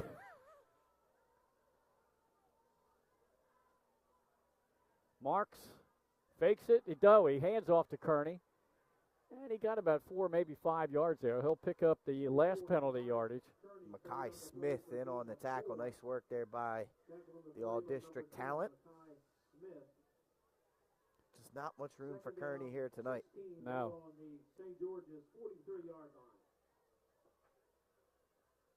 It's 4-down territory for Smyrna considering where they are. Oh, yeah. 2nd down and 16 for Smyrna after the 2 penalties. Kearney again will run it to the 40, and that's going to bring up a 3rd down and 13. Just not much there for him tonight. And that'll happen. I mean, this is just, this is a tough matchup for the Smyrna run game against the stout rushing defense here by St. George's. Yeah. Hey, Pat, I got another update for you. It's halftime at Abyssinia. It's Middletown 9, Salesianum 6. The Cavaliers defense has 3 picks and a safety. Well, after a near flawless game for Brady Knabb last week, this Middletown defense making plays all over the place, sounds like. Play action fake pass over the middle of the field and a first down for the Eagles. They got all that penalty yardage back. And that's Jason Caserta on the reception. That's what Smyrna's going to have to do. I don't think the inside run game's going to be there. They're going to have to try and get to the edges.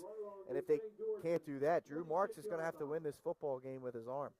Make the proper reads and deliver the ball across the middle through the air. We're under 2 minutes to go in the half now, 1:40 and counting. Smyrna with a first down at the 26 of the Hawks. Kearney in motion. They can throw it back to him. It's actually a lateral, trying to get a block, nothing there, and he's run out at the 30 for a 4-yard loss. Well, the lateral quickness is just not a strength of Kearney. He's a north-south runner. And St. George is, again, I mean, that's just the strength of their defense. So the game plan's got to have some more vertical throws to it and horizontal runs. That's really the name of the game here if you're Smyrna. But they're trying. Yep, Enriquez will split to the top of your screen. The trips to the bottom. Kearney behind Marks. Marks steps up to the line of scrimmage. Checks the sideline. Direct snap to Kearney. Throws it back to Marks. Marks want to throw it downfield, but he's got to run with it because St. George has had that covered up. Yeah, it was good coverage. I mean, Caserta, I don't know if he didn't know that it was a double throw or what, but he was kind of continuing his stalk block there. And even if he wasn't, it was good coverage by the St. George's secondary. They stayed true to their responsibilities, and even on the trick play, they were able to come up with a stop. We're down to 50 seconds to go in the half now. 16-6, Smyrna on top. They have a third down and 14 at the Hawks' 30-yard line. Empty set from Marks.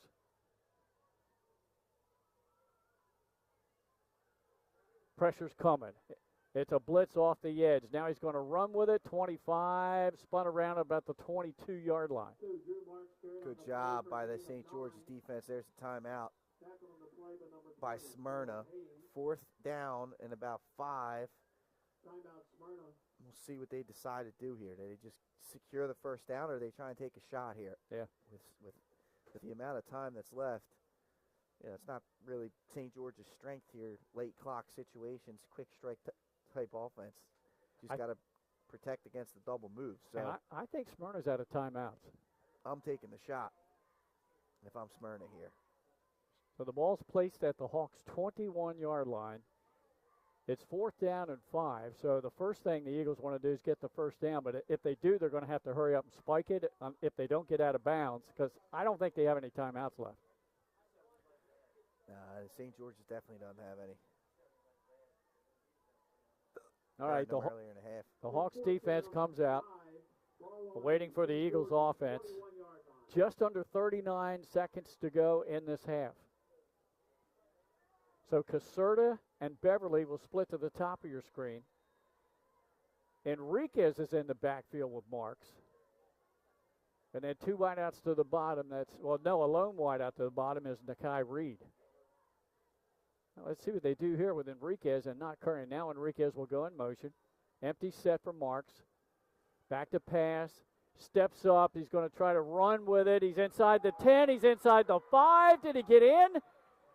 No, he's short, but he's out of bounds. So they live to fight another down. That's a heck of a play there by Marks, man. 20-yard pickup, Pat, to the 1. Heck of a play by Marks. And he broke several tackles. He did. The athleticism is an under-the-radar attribute of him. He can make plays with his feet. And they don't have a spy on him because you're anticipating him being this pocket passer, but he can make plays. He did a good job, again, taking what the defense gives you, secure the football, don't turn it over. And now he set up his team with a first and goal with 30 seconds to go from the 1-yard line. You're taking your chances here. All right, here we go from the 1. Goal to go, earthquake set in. Kearney brings Enriquez in motion. Hands it off to Enriquez, and he's in for the score with 25 seconds to go in the half. It's now 22-6. It's a backbreaker right there for the Hawks. You did a great job scoring before the half, and you had multiple fourth down opportunities to come up with stops, unable to do so. That's a huge touchdown for Smyrna. Again, St. George's gets the ball coming out of the half, so for them to be able to expand their lead is big. And now a 2-point conversion can push this back out, or can push this to a 3-possession game. 42 yards rushing on that drive for Drew Marks. None bigger than that last one on 4th and 5 when he got 20 yards. And setting up his team for their third touchdown of the night as they go for 2 out of the earthquake. Enriquez in motion. Now he comes back. Kearney fakes the handoff to him. He's going to try to get the edge to the left. Good block, and he is in for his third two-point try of the night. And it's now 24-6, Pat. Yeah, and Kearney, he's grabbing his hamstring. Hopefully that's just a celebration. Grab the back of his hamstring there. Oh. I think it was part of the celebration. Yeah, let's hope not. That was the James Harden nosebleed celebration. Oh, look. Well, it is NBA season officially, Pat, and we won't even talk about the scandal that's going on right now. But why not? if Pete Rose was in the news for it, these NBA guys could be in the news for it. There's been some exciting early season action, though. It's been great. It's been great, and hopefully after the scandal, it can continue. Hopefully that wasn't part of the storyline that we weren't a part of. There you go. Oh, man. Sixers look like they got themselves a couple players, huh? Yeah. Oh, they had a good run last year, too. You know? All right, here we go, Pat. Kickoff, and I wouldn't imagine St. George's would try to do too much because they are going to get the possession coming out of the half. Also, shout out to the ROTC people there. Those students getting the push-ups in. Oh, yeah, after every touchdown. Oh, was that a face mask? I think it looks like he got him around the chest plate. Good. No flag. So from their own 31-yard line, that's where the Hawks have it under 20 seconds to go. I can't imagine they just don't try a run play here and take it into the locker room at the half. They probably will. I mean, I would say let's see what the defense comes out in. And if it's single coverage, look for that double move again. Yeah. But if they're playing deep, which it doesn't look like they are. I'll tell you what, I've been impressed with Goff again tonight. He's got a good passing arm there. He's had a couple of nice ones. He has. Let's see if they go back. Hartley line's way out the top of your screen. Goff getting, it's a handoff. That's DeMeza trying to get the far edge, and he hops out of bounds after a gain of about 2. DeMeza carried on the play. Try to get the edge, but he got out of bounds too, so it gives his team another opportunity to try and catch Smyrna sleeping. Let's see. Second down and 8. 12.5 seconds to go in the half. Goff again. Takes a snap. Oh, that's almost picked off on the tip drill by Smyrna. It was intended for Triplett, went through his fingertips, and almost picked off by Amir Thomas. High throw and around a ball hawk like Thomas. That's a dangerous one. They're lucky he wasn't able to secure that because there was nobody between him and the end zone. Stops the clock with just under 9 seconds to go in the half. Now I think he expects St. George's to run the football. They're just like, get us to half now. Yeah, that was dangerous there. Smyrna backs off with the coverage. Just a handoff up the middle. That's Aiden Jones. He's going to gain a few, and that's going to take us to halftime here. Homecoming night at Smyrna High, and to the delight of a great homecoming crowd on the Smyrna side, they'll take a 24-6 lead into the locker room at the half. Pat and I will be back about midway through halftime, as we'll have some scoring updates for you, unofficial stats. We're going to talk a little bit about the teams that are in the mix for the state tournament. We'll do all that after these messages. Turn your vision into a reality with Capstone Homes Design Center, bringing personalization, luxury, and quality all into one location, where you'll meet with our certified design consultant that'll show you exactly what you're choosing, so you can make the best choice for you when designing your new home. From first home to vacation houses, we build and design homes for everyone. Set up your appointment now and design your dream home today at Capstone Homes.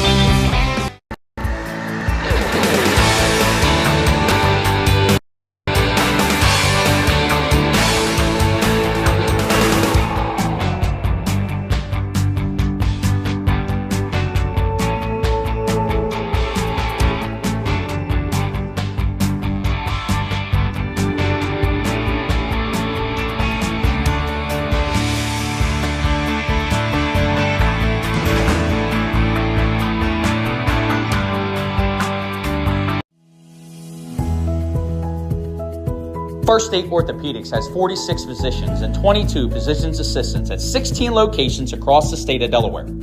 We provide both surgical and non-surgical treatment for a variety of orthopedic conditions, are specially trained in current state-of-the-art techniques. We serve as team physicians for over 20 high schools, Wilmington University, and many local recreational and competitive leagues. Our doctors are readily available to all local emergency departments, medical aid units, and urgent care centers for consultation and treatment. Give us a call today at 302-731-2888 or visit us online at firststateortho.com. Get the assurance that your HVAC system is what you need with Ambience. Ambience provides you with over 25 years of experience in the heating, cooling, and plumbing industry. The team at Ambience Heating and Air Conditioning provides high-quality residential HVAC installations, maintenance, and repairs in new and older homes in the Delaware, Maryland, Pennsylvania tri-state area. You may not realize it, but half of your energy costs go to heating and cooling. Make sure your energy dollars count and call us today for a free estimate. 302-239-HVAC. 302-239-4822.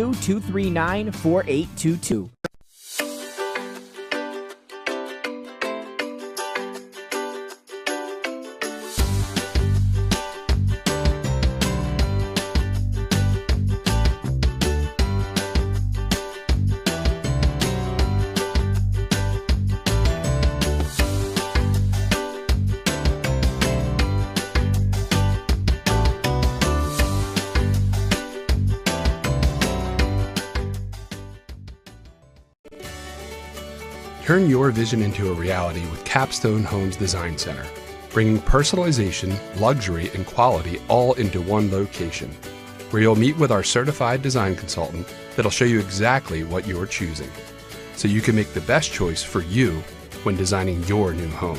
From first home to vacation houses, we build and design homes for everyone. Set up your appointment now and design your dream home today at Capstone Homes. Wraps, signs, banners, and promotional items that can help your business stand out from the rest. Looking for an excellent way to convey a professional image? Customized promotional products are the perfect way to target new customers, increase employee retention, and boost your brand awareness. Let the professionals at Cassidy Graphics bring your advertising ideas to life. Give them a call today at 302-326-2412. Again, that number is 302-326-2412. Again, Cassidy Graphics brings your advertising ideas to life.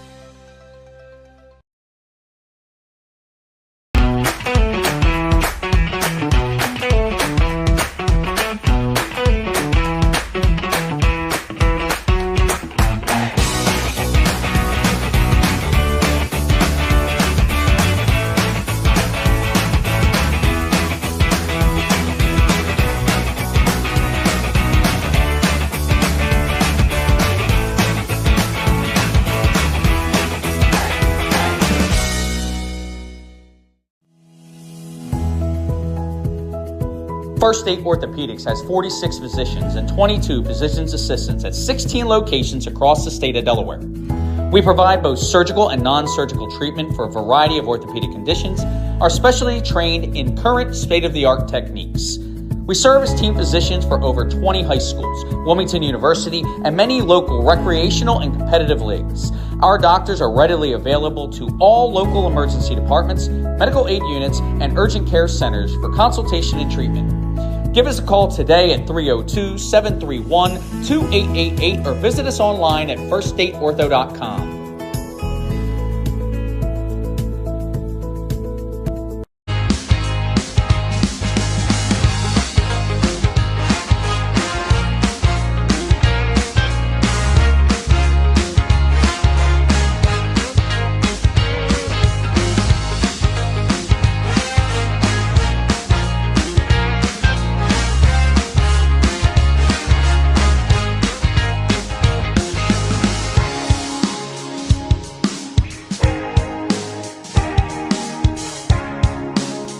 Matt's Fish Camp has 3 locations, all conveniently located on Route 1 in Lewis, Bethany Beach, and Fenwick Island. Matt serves fresh seafood, coastal classics, and Sussex County comfort food. With an array of camp cocktails, craft ales, and a carefully selected wine list, there's something for everyone on the menu. Matt's is the place you can bring your family for dinner, grab lunch during the week, or hang with friends at happy hour. Each location offers unique outdoor dining and a raw bar featuring fresh, local oysters. Open daily for lunch and dinner. Stop into Matt's Fish Camp in Lewis, Bethany, or Fenwick. Paint Doctor, making house calls for your sick walls. Richard C. Edwards Jr., the owner of Paint Doctor, started it all in 2002. Paint Doctor prides itself on its personal yet professional approach to working with customers and holds itself to the highest standards with all projects. The Paint Doctor staff follows one main objective when performing our services. Customers and their homes are treated with the utmost respect. Our workmanship and quality of personnel is demanded at every step of the project. We treat your home as we would expect someone to treat ours. Preparation before painting is paramount. Just open the door and we will handle the rest. Paint Doctor also believes in a strong community involvement as well by supporting several local sporting teams, leagues, and schools. Paint Doctor services include interior and exterior painting as well as carpentry. Please visit our website at paintdoctorpainting.com for information or coupons to help with your next job. Welcome to Premier Physical Therapy and Sports Performance. We're a locally owned outpatient physical therapy practice with convenient locations in all 3 counties in Delaware. At Premier, we have experienced physical therapists with advanced credentials, but their hospitality, passion, and enthusiasm is what makes the difference for you. Find our convenient locations at premierptsp.com. The Clubhouse at Baywood is a full-service restaurant and premier wedding and event venue in coastal Delaware. Located just a few miles from Lewis and Rehoboth Beach, this all-inclusive venue features breathtaking views, stunning indoor and outdoor spaces, and a team of professionals to help you plan your dream wedding. From our in-house florist to our award-winning culinary team, we will take care of everything, making sure your day will be one to remember. Reach out today to schedule your tour at Baywood.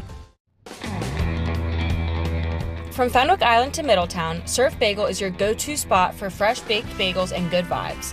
We're open daily from 6:30 a.m. to 2 p.m., serving up breakfast and lunch favorites like our specialty wraps, made-to-order salads, tasty smoothies, and locally roasted coffee. Be sure to check out our iconic merch, the perfect way to wear the beach life wherever you go. Dine in and enjoy the beach atmosphere or grab your order to go and hit the road. We're stoked to serve you soon. Turn your vision into a reality with Capstone Homes Design Center, bringing personalization, luxury, and quality all into one location, where you'll meet with our certified design consultant that'll show you exactly what you're choosing, so you can make the best choice for you when designing your new home. From first home to vacation houses, we build and design homes for everyone. Set up your appointment now and design your dream home today at Capstone Homes.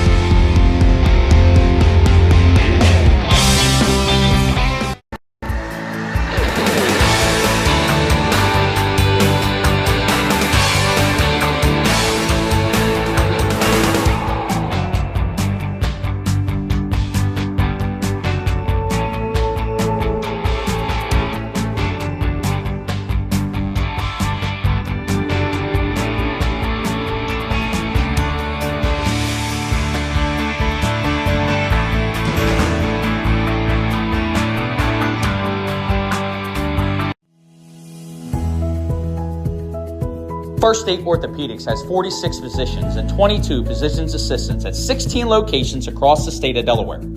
We provide both surgical and non-surgical treatment for a variety of orthopedic conditions, are specially trained in current state-of-the-art techniques. We serve as team physicians for over 20 high schools, Wilmington University, and many local recreational and competitive leagues. Our doctors are readily available to all local emergency departments, medical aid units, and urgent care centers for consultation and treatment. Give us a call today at 302-731-2888 or visit us online at firststateortho.com. Get the assurance that your HVAC system is what you need with Ambience. Ambience provides you with over 25 years of experience in the heating, cooling, and plumbing industry. The team at Ambience Heating and Air Conditioning provides high-quality residential HVAC installations, maintenance, and repairs in new and older homes in the Delaware, Maryland, Pennsylvania tri-state area. You may not realize it, but half of your energy costs go to heating and cooling. Make sure your energy dollars count and call us today for a free estimate. 302-239-HVAC. 302-239-4822. Homecoming night at Smyrna High School, and the festivities are taking place down on the field. The homecoming king and queen were just announced to the crowd here. The queen is Maggie Santos, and the king, Colton Johnson. That's your homecoming king and queen crowned here tonight at Smyrna High School. Shortly, they're going to have the parade of the halftime, the floats from homecoming. They do a fantastic job here at Smyrna High year in and year out. It's been going on for decades, and we'll have them on camera for you. Let's run down our Dover Federal Credit Union scoreboard. This is what we have at the half. It's Middletown 9, Salesianum 6. The Middletown defense has 3 interceptions and recorded a safety in that game, Pat. Yeah, it's big. I mean, you kind of had it. We saw that Sally's offense just really bombard Appo last week. Brady Knabb was tremendous. He barely made any mistakes. I think he only had 4 incompletions. Yeah. So that Middletown defense is doing their job here tonight to start that one off. And with that said, they're only up 9-6. Right. So if Sally's can clean that up, we could be seeing another classic between those two teams like we did in last year's state championship game. Yeah. Continuing with our scoreboard, also in District 1 of Class 3A as well. Now you'll see the floats coming past. Good camera work by our man out on the platform, Craig Leskowski, yeah. All right, so there's a homecoming float. So Appo leads Hodson expectedly 21-6 at the half. Caravel 14, William Penn 6. That's late in the second quarter. Our other featured live stream tonight, Benny Mitchell down at the Castle, a game barn burner with Sussex Central and Caesar Rodney. 35-28 Central at the half. And they had a touchdown call back on the last play of the half, where they'd be up by 2 scores. So that's just a halftime score, 35-28. Cape Henlopen leads Dover in another high-scoring game in the fourth quarter. The Vikings up 40-21. And in Class 2A, St. Mark's is shutting out Milford 23-0. That's a third quarter score. So that's all we have for you right now on the Dover Federal Credit Union scoreboard. You can bank with Dover Federal Credit Union. How about that? Right. We gotta. This is a homage to my childhood right here. The Lion King float, King of Pride Rock.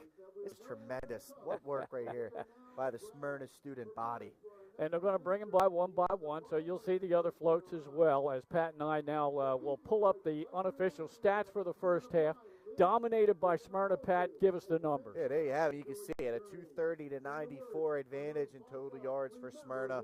They've outrushed them 126-53. A lot of that may surprise you. It's coming from quarterback Drew Marks. I'll let Glenn tell you that in just a second. Passing game, 104 yards. A lot of that happened opening drive to Phoenix Henriquez. Just getting them in space, letting them go.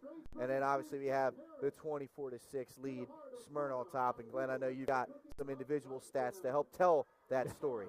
Well, you told me St. George's unofficially had 94 total yards of offense in the first half. Drew Marks rushed for 93 yards to lead the way for Smyrna. Some big runs in the second quarter. 12 yards for Enriquez and 21 for Kearney to give them the total of 126. And then Enriquez, 10 out of 12 passing, only 2 incompletes for 104 yards. Most of that to Phoenix Enriquez. As we take a look again at some of the floats coming past here on homecoming. Great job by Craig Leskowski here tonight as he's setting this up so you get a good look at these floats. Like, hey, if you want to come see him up close and personal and you're not here tonight, they're going to have them on display out in front of the high school on Duck Creek Parkway for you at least through next week. Yeah, that was Ratatouille right there, and it looked like he had – is that – yeah, look at that eagle, is that eagle fur? Or is that hawk fur that they have? Is he holding up the hawk feathers? Is that a rat in there? That's a Ratatouille, yeah, that's you're Ratatouille, right. Yeah. Tremendous right here. Good imagination. Yeah, cook the hawks. I mean, what better cook than Ratatouille? You know? Oh, man. All right, we And told you. This one might, Glenn, before you get into that, Oh, yeah, go. This might be controversial because of current events. It looks like it's Las Vegas, the gambling float. Don't tell Chauncey. Don't tell Chauncey, man. Oh, I love it, Pat. Oh, look at that one. I love it. That's the NBA float. That's the NBA. Oh, goodness sakes. I'm just happy none of my Sixers are involved in that. Yeah. For the time being, knock on wood. Sorry to interrupt. That's okay, Go man. ahead. That's great. I love it. All right, as promised, we're going to talk a little bit about tournament teams and what's coming up down the road because we're getting close to it. Only 2 weeks left in the regular season after tonight. So District 1, big game up at Apocinio. Sally's and Middletown are both 2-0 in district play. That's why that game's huge. And they're ranked 1 and 2 almost all year long in our Super 7. They have, and again, this comes down for being the top district champion. A win pretty much gives you a 2-game advantage over that opponent because you hold the tiebreaker head-to-head. So that's a big game up there. Middletown at 4-3, Sally at 5-2. Those losses primarily coming from out-of-state competition. Right. That's big. Right now you see Middletown's already got the advantage over Appoquinimink, who's sitting in third at 1-1. Hodson also at 1-1. So that is a huge game between the state's, top 2 teams for the most part. So nice work up there in that one. Let's see how that second half shakes out. And then, of course, our game, we've been telling everybody, this is for first place in District 2. It is. And like you said, again, a win here pretty much gives you a 2-game advantage over the second place team. Smyrna well in control of this one, and they're looking to get to 500 again. They have to get busy, almost run the table in order to not only win their district, but to get into that tournament with the 4 losses this season. Cape and Sussex Central, both those teams can still make some noise at 1-1, especially if St. George's falls here tonight. That's going to be these districts are tight, man. I mean, obviously the 4 teams that are all involved in both District 1 and District 2 still alive, where if they finish their season strong, they can make some things happen. But the teams that go to 3-0 here tonight are going to be in a driver's seat with a few games left to play. They're going to be in a good spot. And we go down to Class 2A. There are only 3 unbeaten teams left in the state, and they're all in 2A, and they're ranked 1, 2, 3 all year long in our Super 7. That's Howard, Lake, and Indian River. It's going to be a heck of a 2A race. That it is. Howard and Archmere. I mean, Howard just looks like a complete juggernaut. Oh. I mean, they really do. But Archmere's had a good season down there in 2A as a District 1 competitor. And like you said, anything can happen as this season goes on. That District 2 matchup, DMA on Red Lion, perhaps Tier 2 District 2 teams. We'll see who comes That's tonight.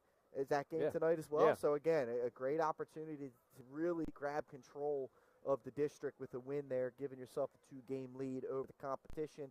And then in District 3, like 2 of the unbeatens in the state together with Lake and Indian River. That one is – and then third place, Sussex Tech at 6-1. I mean, you've got a really, really, really top-heavy competitive District 3 with Laurel sitting in 4th place. They're a 4-3 football team, and we know what that program's been under head coach Joey Jones. Lake and Indian River, by the way, will play each other week 11. That's the last regular season game, and we'll have that for you. Benny Mitchell and his crew are going to live stream that game. Quickly, let's go down to 1A because Seaford has been number 1 ever since they knocked off Newark Charter. They're 7-1. They're on a bye week, and they finished with Early College and St. Andrews, 2 very winnable games. They're going to win District 3. How about Newark in District 2? Newark and Conrad making some noise. Yeah, they are. And how about that? What a resurgence for the Newark Yellow Jackets, a program that's obviously got a rich history in football in particular. So to see them back 2-0 in that district, 5-2 overall, that's a great story. To see if they can finish it off. Conrad, I've seen them play a couple of times this year. They're a scrappy team. They're without their quarterback right now, so they've kind of got this short passing game, but primarily a running team. But they do have good running backs, so we'll see what they can do and make some noise in that District 2. And in District 1, you saw Brandywine last week, you and Nick Allison Draney against St. East. Good competitive game. I think it was an 8-point win for Brandywine. They lead District 1, but Concord and St. East right there. They are. Concord, the big thing that we've heard about them is the strength of schedule. Who have they played this year?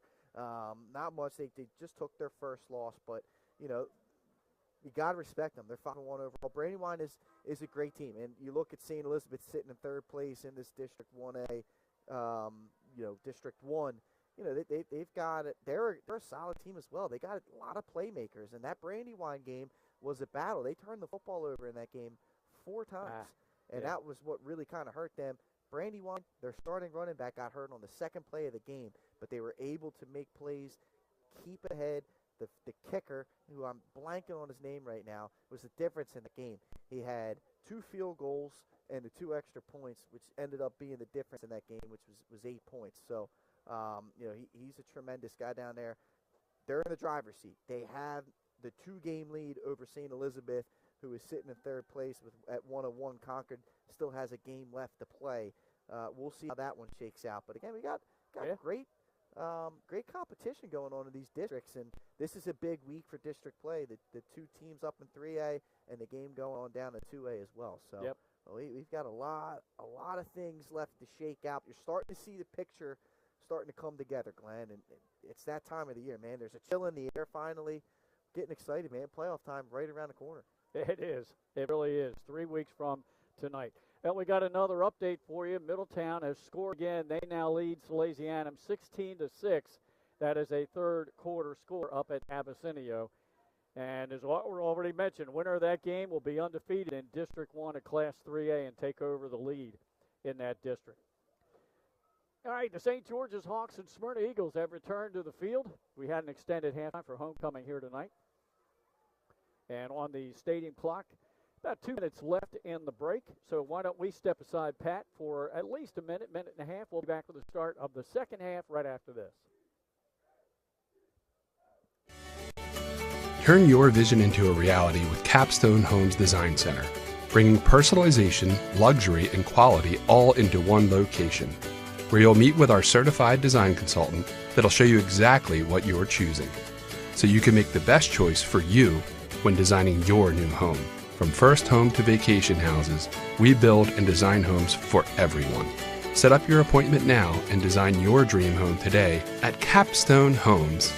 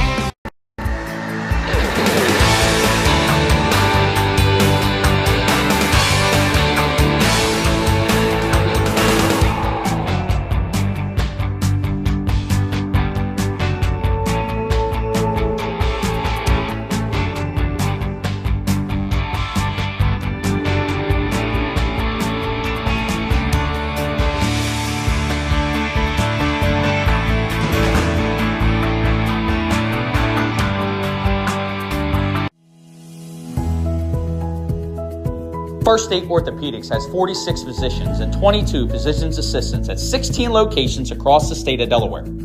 We provide both surgical and non-surgical treatment for a variety of orthopedic conditions, are specially trained in current state-of-the-art techniques. We serve as team physicians for over 20 high schools, Wilmington University, and many local recreational and competitive leagues.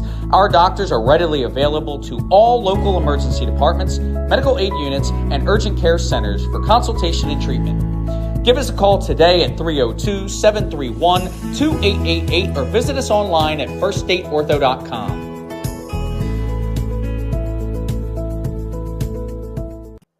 Halftime festivities have concluded here at Charles V. Williams Stadium in Smyrna on a crisp, cool autumn night. Good crowd here, as always, for homecoming. Smyrna side is packed. And St. George's fans have turned out on the visitor side as well. And we're ready to go to start the third quarter. Here's the kickoff. Schultz, pooch kick, will be taken down at the 25-yard line by Hawks and wrapped up by special teamers after about a 7-yard return. The Hawks on offense from their own 32. Hey, talk about the autumn. The autumn wind. You know that song? Yeah, that's Old blowing in Blue Eyes. From Frankie. across the sea. Oh yeah, Glenn, it's there, You're man. going way back, my man. You did. You just unlocked a core memory of mine. My grandmother. She listened to a radio station. There's always Sinatra's on Sundays with Sinatra is what they called it. Is that when WDEL played music? No, they're Pennsylvania folk. Okay. They're Pennsylvania folk. All right, Got here me we go. points with my homecoming. My homeroom teacher was from New York and loved Frank Sinatra. I would sing to her to get out of I trouble. like Frank Sinatra. Got me out of trouble. Got me out of a lot of demerits singing to her. Because then she would crack and start laughing. I'm like, you can't write me up if you're laughing. And then she'd rip up. First carry of the third quarter is Buck. He gained a yard, unofficially 30 yards in the first half to lead the team. This is a big drive here for Smyrna. They're down, or by St. George's. They're down 3 scores. They really do need a touchdown here if they want to have a shot in this. Throwing the far flat completed pass, breaking a tackle, getting a first down all the way up to midfield. And that's Reyes again. Yeah, Reyes is sitting there. They were 12 yards off the football, wide open for the bubble for the quick screen. Got a broken tackle, and now St. George's is in rhythm at midfield. 17-yard pickup, first down. Move the chains for the Hawks for midfield, 1st and 10. Just underway here in the third quarter. Reyes in motion. Now he sets in the slot.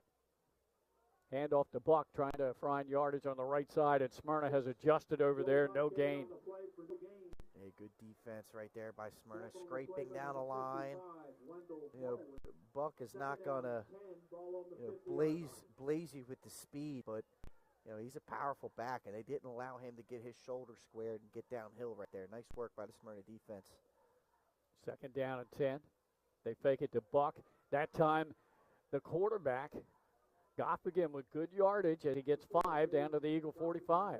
Taking a page out of Drew Mark's playbook. Man, tonight's the read option night, and the quarterbacks are loving it. QB keepers have been high hit rate. Yeah. Again, shout out to Chauncey Billups. Not going to let that go, are you, my man? 3rd down and 5. Reyes in motion. He gets the ball, and the wide receiver. No, it's a fake. Reyes kept it himself. Goffigan kept it himself. He's going to come up about 2 yards shy of the first. Yeah, but you're in 4 down territory, so 4th down and 2 here. This is a huge play for St. George's. They bring their power offensive set onto the field. Smyrna switched up personnel. High snap taken in. Buck gets a first down and more as he's inside the 40 down to the Smyrna 37. Yeah, Smyrna was changing personnel there, and St. George's did a great job. They snapped the football before Smyrna was ready, and they got the big-time first down. Now, if I'm them, I'm looking to take a shot here. Yeah, they need a quick score. You don't want to waste too much time here. Yeah. Down 3 scores and a quick strike type offense with Smyrna. Buck powered ahead for 8 yards on that carry.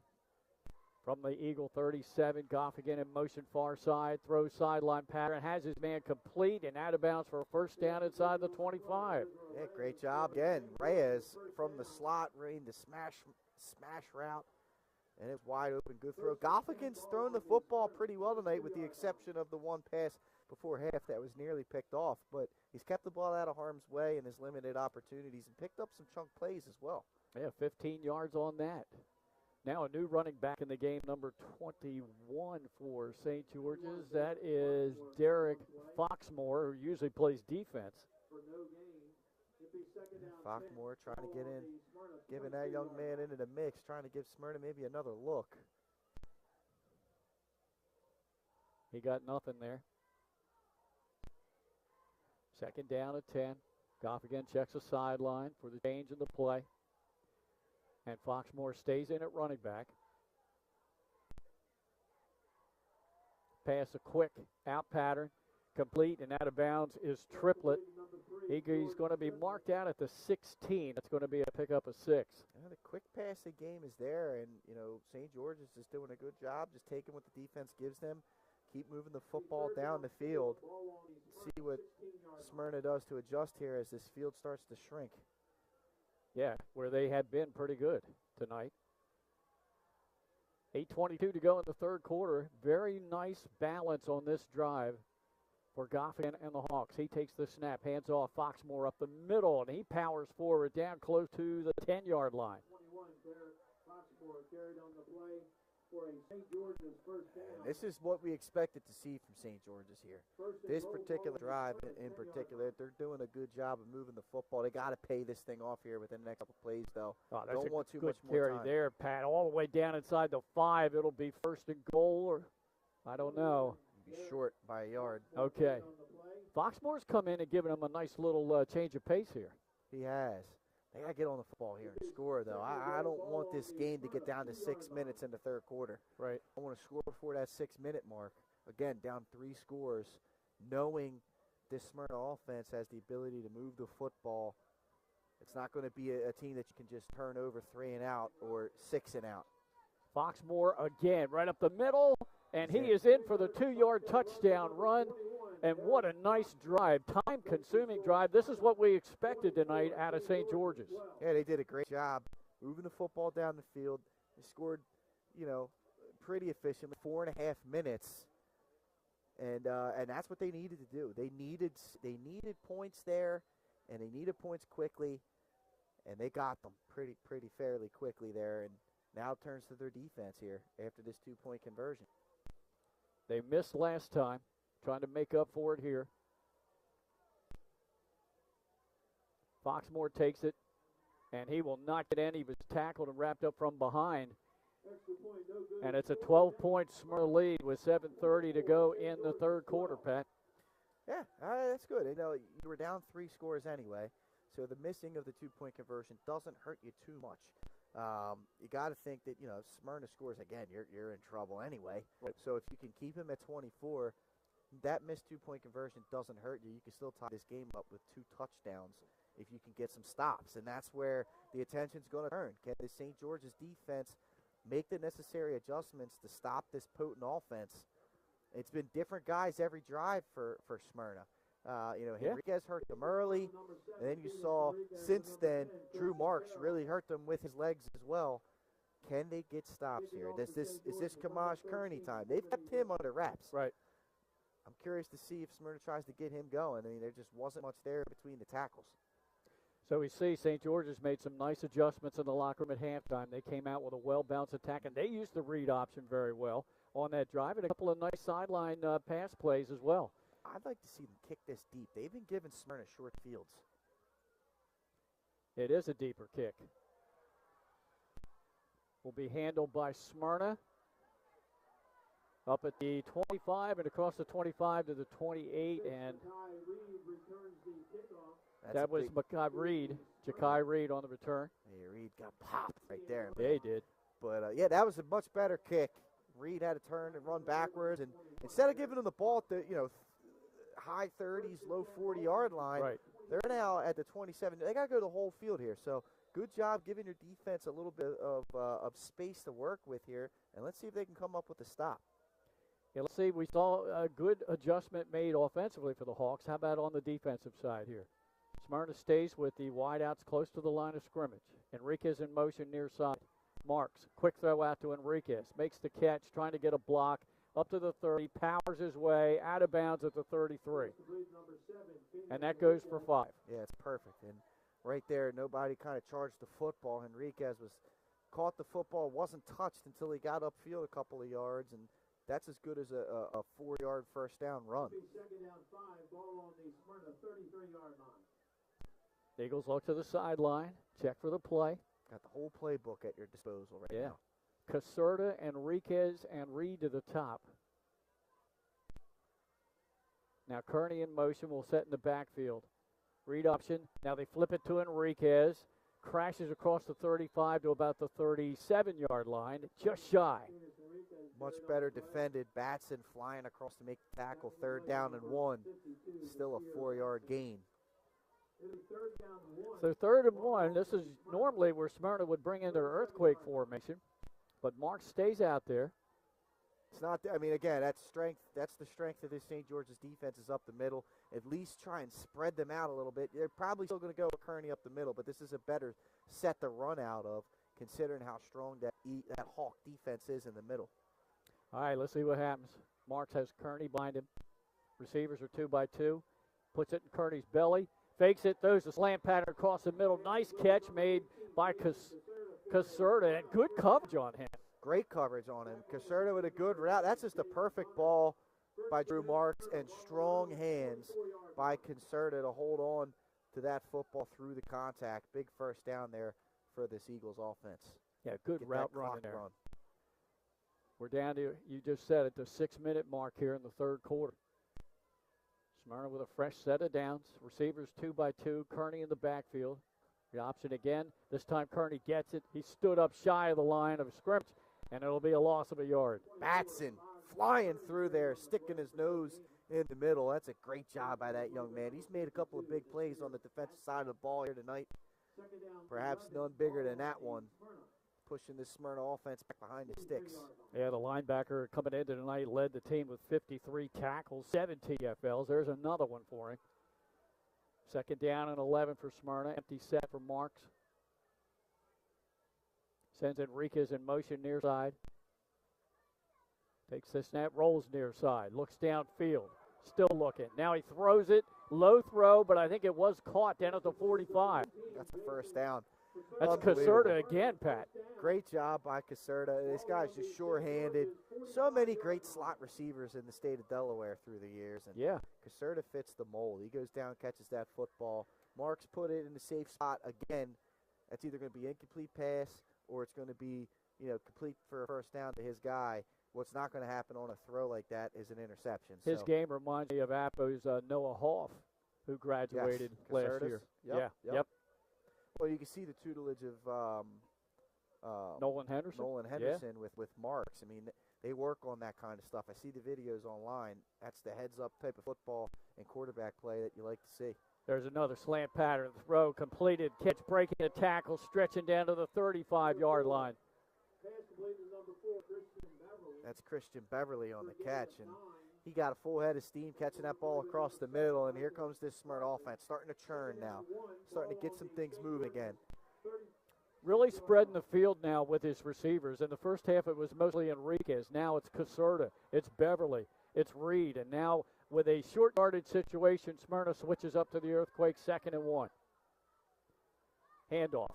Enriquez, he breaks into the secondary. It's a foot race, and Phoenix Enriquez in the end zone. There is a flag down in the backfield. Let's see.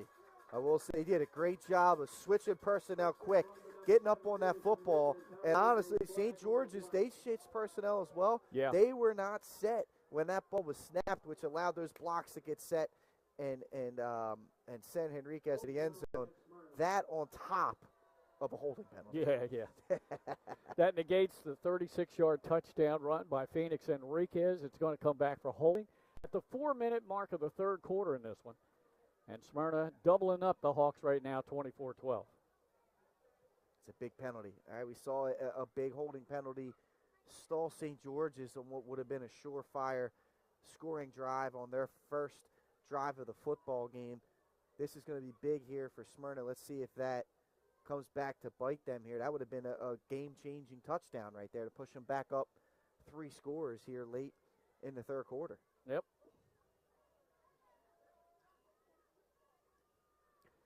All right, penalty yardage stepped off outside the 40, just shy of the 45-yard line of St. George's. Now Smyrna quickly switches up.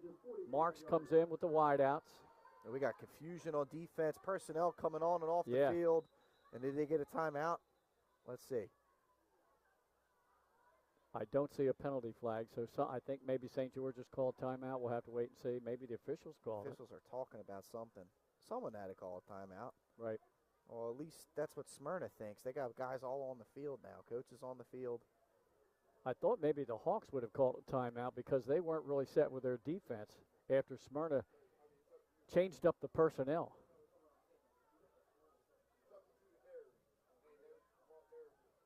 Now a little confusion down with the officials. They're now telling the Smyrna players get off the field. Well, I think there's something about the substitution patterns. You can see, Coach Marks here for Smyrna is upset about something, but I mean that ends up being an inadvertent whistle. Is really what that is. I think you're right. There was no penalty. There was no timeout. It was just kind of like, let's pause things and. Yeah. All right, so Reed will split to the top of your screen. Enriquez inside of him. Marks looks middle of the field.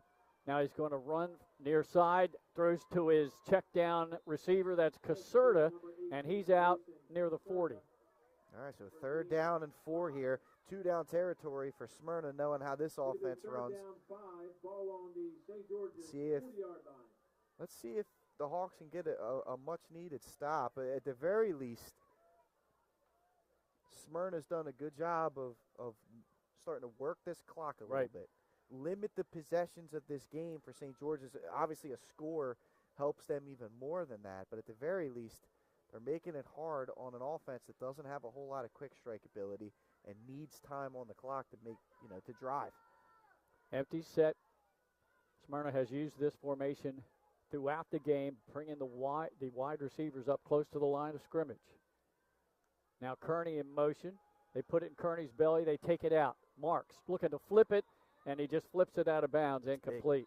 Great There job. is another flag down at the 34. We got a legal man downfield, maybe? That's exactly what it is.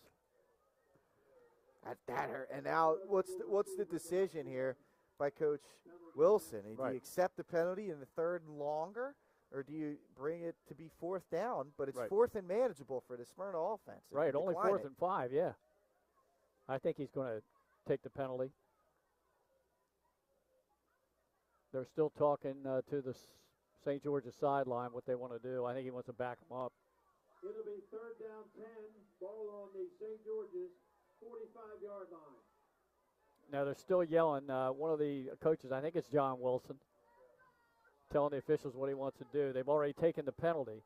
So that backs up Smyrna to the 45, and now a timeout taken by the officials. Well, let's see. He's going to decline it. He's going to decline the penalty. Yep, there's the call.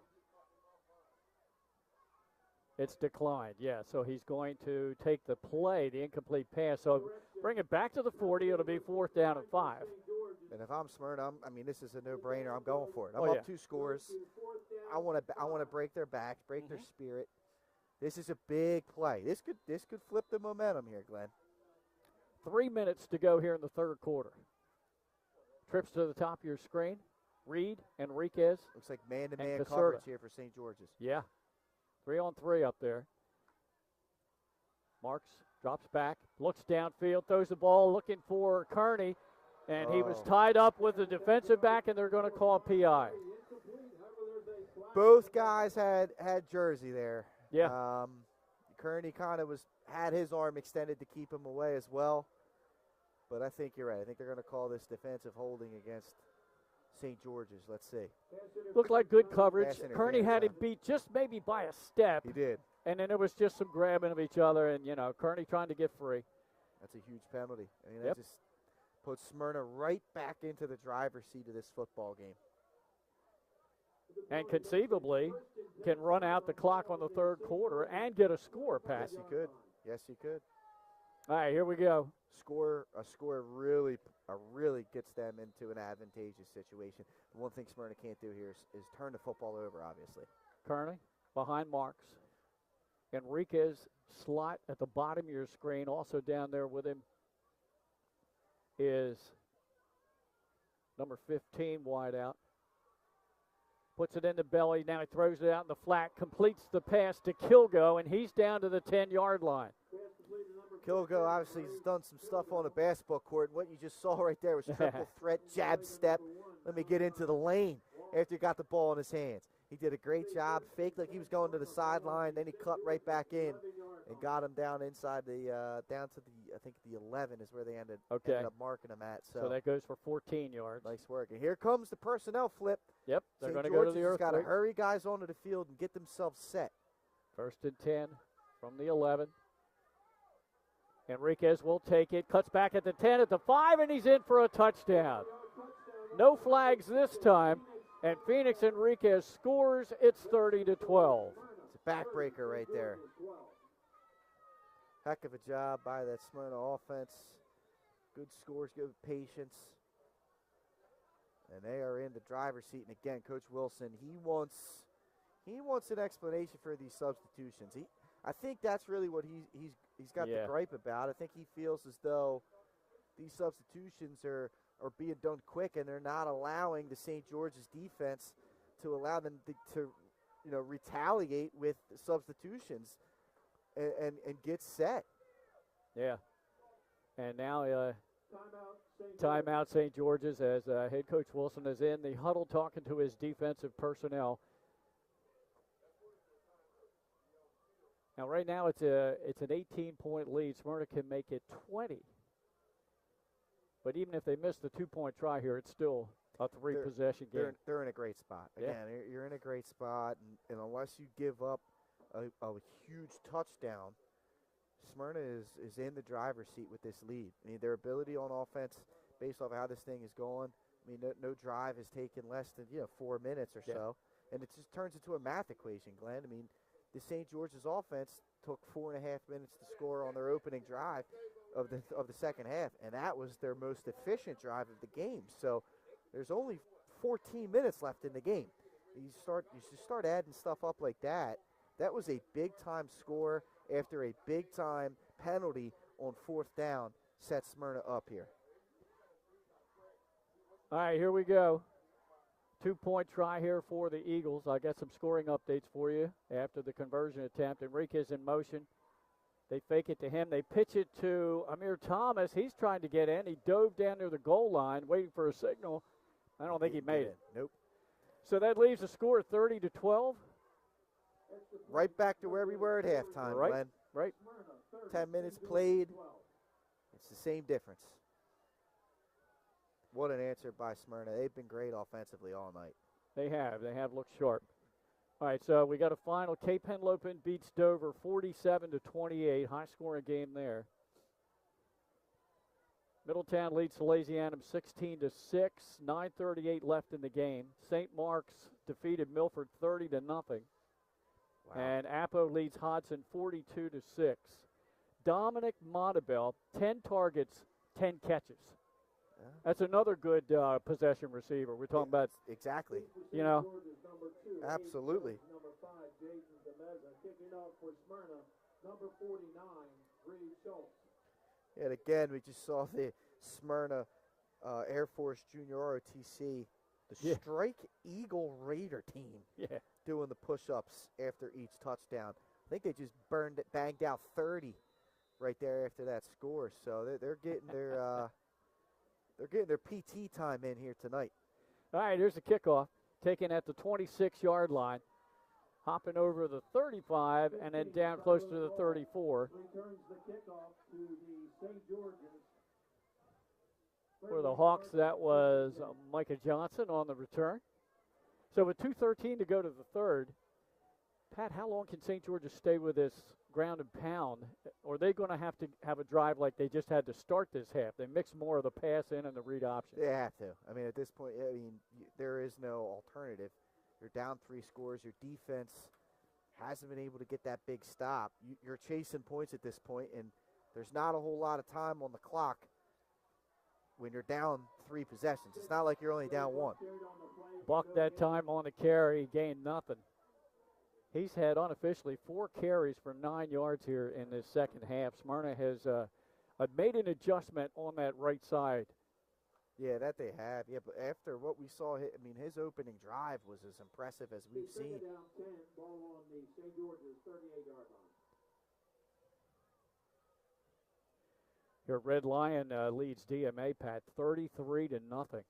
It's huge. 4th quarter score. They'll take over the lead in that district. That's District 2 of 2A. Bunninger getting the job done with that group. Just think about if they had Jack Wilson and Jasir Rogers still. Oh, my gosh. Yeah. We've transferred to other schools. Yeah. Middletown and Apo, respectively. The 500 tackle man and the 4-star speed out wide receiver. Yeah, who had committed to Penn State, but because of the coaching by the Smyrna secondary, they understand time and score, right? This team eventually is going to start taking some shots, so they're prepared for it right there. Nice work. Once again, next week we'll have a Thursday night live stream at Caesar Rodney High School as the Riders take on Cape Henlopen. And then next Saturday, a week from tomorrow, we'll be at St. George's. St. George's Tech against Sussex Central. 2 teams that like to run the ball. Should be fun next week, as that is the penultimate week of the regular season. Goff again rolls topside again. Throws down the sideline, and that's over the head of his intended receiver. Another incomplete. Fourth down now. And they're behind they're just behind the sticks right now, and they have to abandon their game plan. This is tough right here. Yeah. Obviously, the passing game is the complement to their running game, but time and score, it now has to be the main focus of their offense, and that's just not their strength. See, it looks like they're going to go into punt. We have not had many punts tonight. Have we had any? I think this is it, the first punt. Yeah.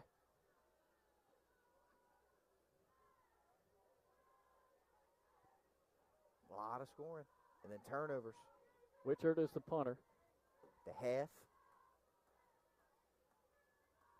There hasn't been many possessions in this game, Glenn. No. Both teams have put together time-consuming drives. Nice punt by Wichert. Wow. Enriquez is going to let it bounce in front of him and just wisely get away from it. It's going to take a really good St. George's bounce down to the Smyrna 15. That doesn't hurt. I mean, yes, would you like to see him come up and field the football, fair catch it? Yes. But now you got all this field now to take some more time off the clock and secure this victory. So it's not the worst thing in the world, considering how well this offense has moved the football.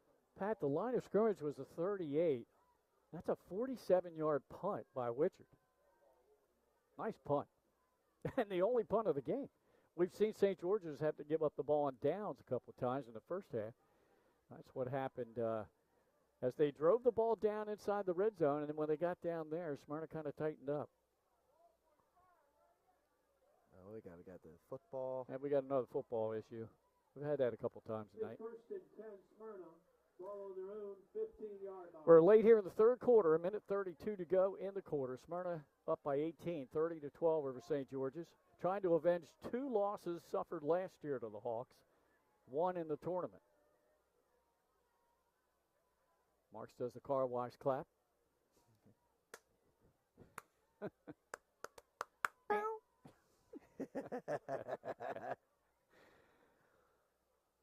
Now Marks puts it in the belly, slant pattern across the middle, and another catch made. Is that Caserta again? Yeah, it's Caserta again, and strong hands by that young man.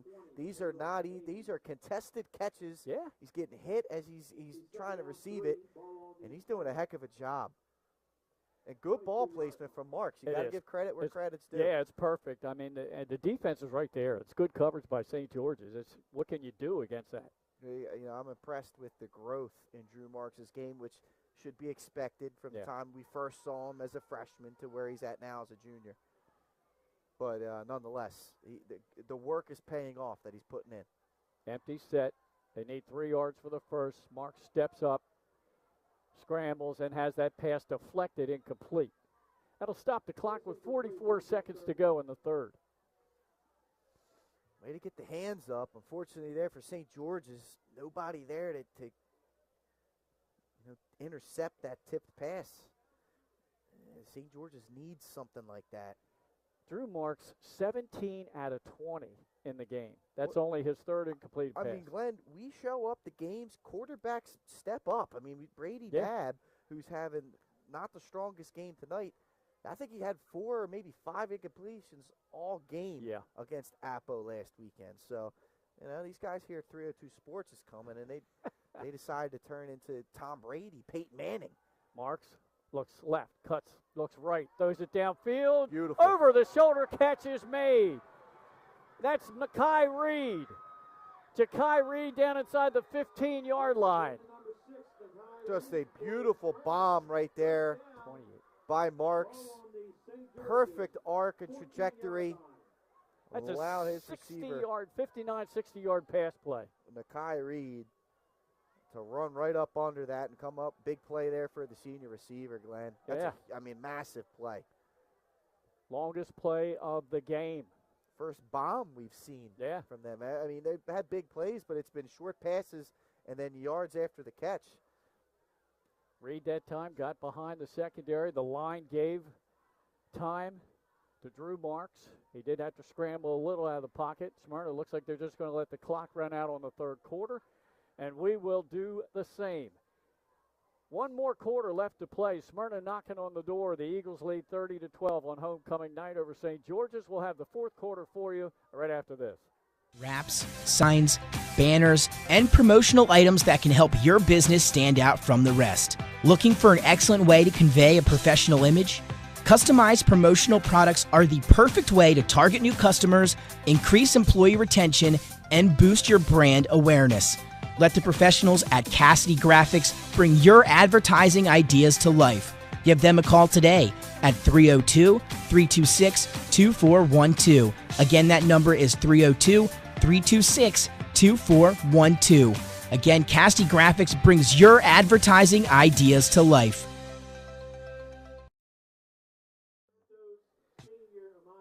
Three quarters in the books here. Smyrna on top 30-12, and what a night Drew Marks is having. He's rushed for over 100 yards. He's passed for over 200. And right now, there are always a lot of good players to choose from for player of the game, but he is hands down the front runner at this moment. Yeah, at this moment, right. He's still got 12 minutes to play, but, I mean, he's played an extremely efficient game, has not put the ball in harm's way. He's made throws when he's needed to make throws. He's made runs when he's needed to make runs. He's you know, a lot of people like to say, yeah, game manager's a negative thing. I don't view it as a negative thing. He's done a wonderful job of managing this football game from an offensive standpoint. Obviously, his dad on the play calling side of things has done a really good job, I think, tonight of, you know, they executed the short passing game early, that first drive. They got, Henriquez is hot. They don't want to guard him. Let's keep getting to the edge. As soon as St. George's took that away, they switched it up, started running the read option, and let Drew make some plays. So they've done a good job with the play calling. They've kept it fresh, kept the Hawks on their heels, and Drew Marks is just playing a very smart football game right now and making all the throws that he needs to make. All right, ready to start the fourth quarter. Smyrna inside the 20 and at the 14-yard line of the Hawks as Marks checks the sideline for the play. Turns and gives it to Christian Carroll, who's in at running back. Puts it in his belly, takes it out, goes straight ahead inside the 5, still fighting. Did he get in? He did. He did. A 14-yard touchdown run by Drew Marks to start the fourth quarter. Oh, Drew's getting greedy right there, right? He had a wide open hole to give to his running back, and he saw it would have been his running back one-on-one with the safety. Yeah. And he said, no, you're going to be my lead blocker on this. And he pushed the running back. It was Christian Carroll, led block for him, and took it in for the end zone. I mean, have yourself a game here tonight, number 2. Yeah.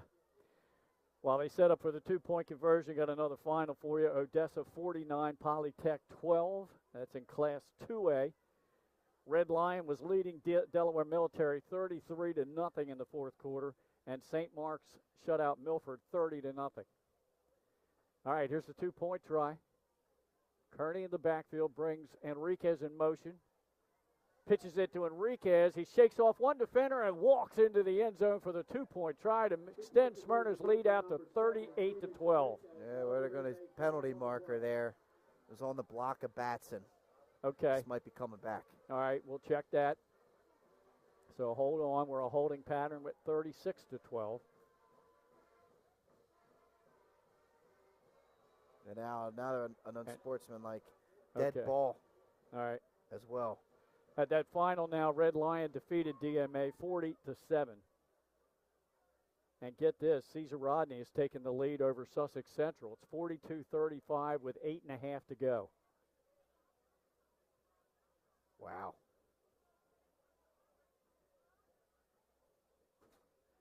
Wild action tonight with only 2 weeks left in the regular season. Lake Forest knocks off Laurel tonight by a final of 28-7. Lake stays undefeated. They are now 8-0. So, yeah, the penalty against Smyrna, so they go for 2 with their spread offense as the earthquake set comes out.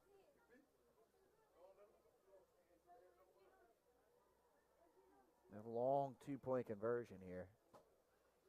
It is. Might benefit Smyrna. Spread the field out. There you go. Look for Drew Marks to run it? I don't know. Let's see. Over 100 yards rushing for him in the game. Over 200 passing. Throws it. Corner of the end zone. Jump ball. And it's incomplete. So it will stay 36-12, but it's a 24-point lead for the Smyrna Eagles, Pat. Almost the whole fourth quarter to play, but St. George is in a hole. These poor ROTC guys got to go out there and girls. Yeah, right. They got 36. Here they come. They got Here they come. 36 more. We need Craig to put the camera on him. Games, and he's passed for over 230. Yeah, he's gotten it done. And after the unsportsmanlike, you can see that Smyrna is kicking this one off from Pike Creek. Yeah, okay. It's going to be fielded at the 43 up to midfield, and a good special teams pop, but St. George's will have it right at midfield. 28, Aiden Davis returns the kickoff to the St. George's. This game kind of got away from St. George's Yeah. here, unable to stop the offense because of that great game by Marks, but this is not the strong point of their offense down like this. And right now you just got to try and execute at this point. That's all you can really worry about. Middletown has picked off yet another pass. They have 4 interceptions on the night. There's 3 minutes left up at Abyssinia, and the Cavaliers have a 10-point lead over Salesianum. Play action, throw downfield, looking for Triplett. Held up there defensively, good coverage downfield, and incomplete.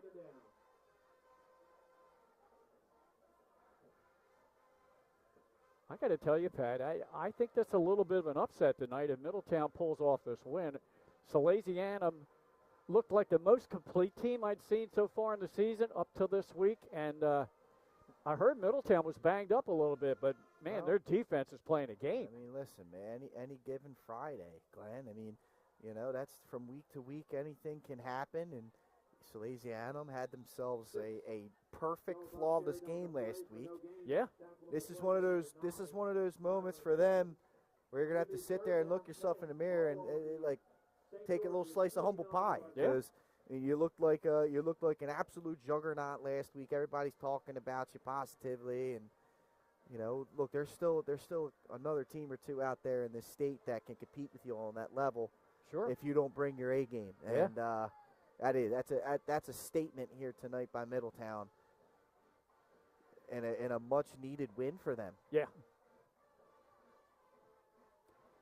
All right, 3rd down and long. Goffigan back to pass. Those middle of the field. Nice completion made down inside the 35 at the 33-yard line, and that's Reyes again. He's been the top receiver tonight. He's been great, man. I like his game. He's got some size to him, and he's got good hands, physical runner. They've done a good job targeting him tonight. Goffigan puts it in the belly. Throws far flat, trying to set up a screen out there. It's Reyes again. He only got a couple just inside the Smyrna 30-yard line. It's one of those things where this can be a positive here for Coach Wilson, right? I mean, right now the scoreboard isn't in your favor, but you haven't thrown the football a whole lot this year. But you've seen them move the football through the air. Then Goffigan, who's a guy that's turned the ball over 6 times to only 2 touchdown passes this season, he's thrown the football pretty well tonight. Perhaps they unlock something and can utilize this passing game as this season goes on. Aiden Jones on the carry there. Not much there for him. Actually, maybe a gain of a yard at best. He's been bottled up tonight, which is shocking. Yeah. Well, and it'll be a good litmus test, I think, next Saturday when we go up to St. George's, watch him play Sussex Central, who's losing right now to Caesar Rodney. That might be a game that'll get one of those two in the playoffs and leave the other one at home. Yeah. Goffigan, pressure's coming, gets away from it. He's going to scramble far side, tackle from behind. Near the 25-yard line, he'll gain about 3. And the thing is, St. George's, if this score holds up, this is only their first loss in district play, so they're 2-1. They have Sussex Central left, and they have Cape Pendleton left. Correct. So anything can happen for them. Yeah, exactly. Well, and that's kind of it. You're putting good stuff on film, and you still got games left to play. So, this one kind of got away from you, but try and take some positives from this. There were some positives in this game. tighten some stuff up on the defensive side of the football and go out there and control your destiny. Trying to set up a middle screen. It's incomplete. And St. George's will turn the ball over on downs with 8:42 to go. And it's final at Abyssinia. Middletown has knocked off Salesianum 16-6. Impressive win there for the Cavaliers. Congratulations to them. That defense, big time here tonight. Last week we saw Brady Knapp have 4 incompletions tonight, 4 interceptions. A difference a week can make. Yeah, it does. So almost everything final now. Still waiting on the end of the Carabel William Penn game and the Sussex Central Caesar Rodney game. So Salesianum gets knocked off tonight by Middletown. 16-6 is the final there. And Cape beat Dover 47-28. Down on the field. Handoff up the middle. Powering up to the 31-yard line is Kearney. I mean, look, obviously Salesianum's going to be disappointed. They lost a game that they had control of their district. They took the loss, and that hurts them. But with 4 turnovers in an offense that sounds like they were not able to get anything going, right? They only lost by 10 points. Yeah. So if they could tighten that up in a potential rematch, they should feel confident going into a game against Middletown. Both those teams should go into a second contest confident. Obviously, Middletown got the win tonight, so they should feel confident. And Sally's played perhaps one of their worst games of the year. New running back in now for Smyrna. Good run right up the right side. This young man was talking to Phil Sagione before the game, and he said this is a guy to keep an eye on in the future. His name's Terrell Ingram. He's a freshman, number 23. Yes. Terrell Ingram. Okay. He said that's the next Kamaj Kearney. Okay. If he sticks around. Obviously, students change schools quite a bit. But okay. Some man's only a freshman. He's a talented young guy. Future's bright for him. All right. He picked up about 7 there. All the way out to the 39-yard line. And Smyrna now, they're content to just let clock run. They're already in control of this game, up by 24 points.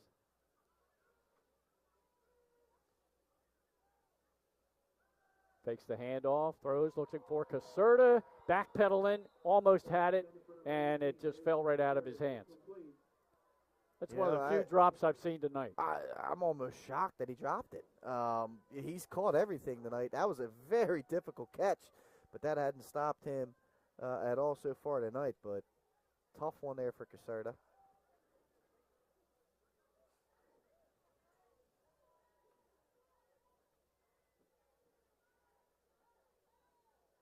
Stops the clock with 7:12 to go in this one.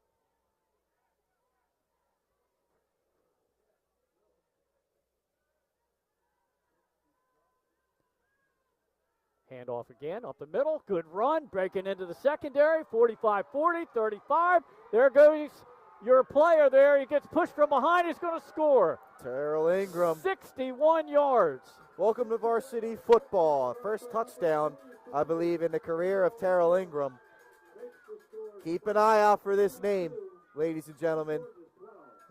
This young man's got a bright future ahead of him. What a play. Wow. We might see more of him in the final weeks of the season. And that officially the longest play of the game. Unbelievable. That's a heck of a run, man.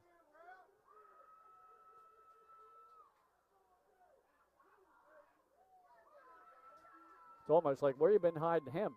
42-12 now, Smyrna. He's a freshman. A lot of times, sometimes it's hard for freshmen to get on the football field.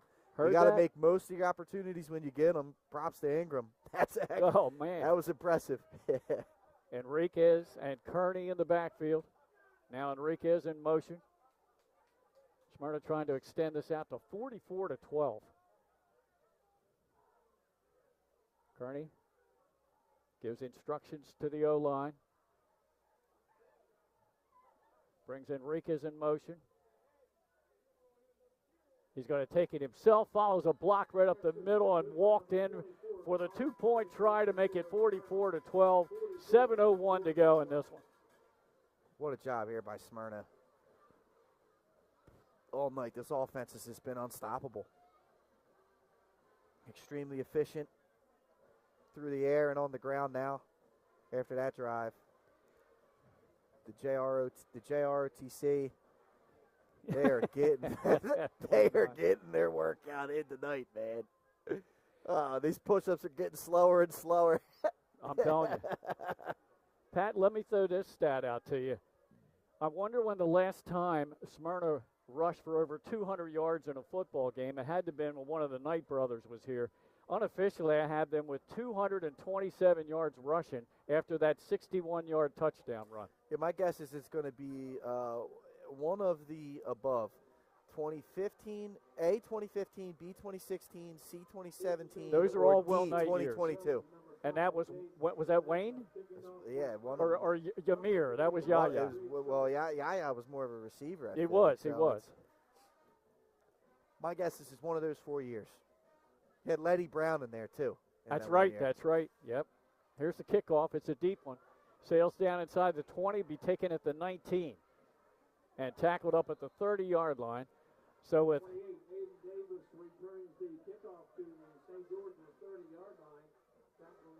just under 7 minutes to go in this one, and we're just shy of a running clock. As Smyrna has a 32-point lead. They would need a field goal, and we know that's not going to happen. No, it's not. Neither team. Smyrna hasn't had a field goal kick since 2012. That's the year after I graduated. My Lord. It's been a while there, buddy. That was Nick Alessandrini was playing. Literally, Nick Alessandrini was still playing high school football. How about that? QB keeper. Yep. Slides down up at the 35-yard line. Pickup of almost 5 yards.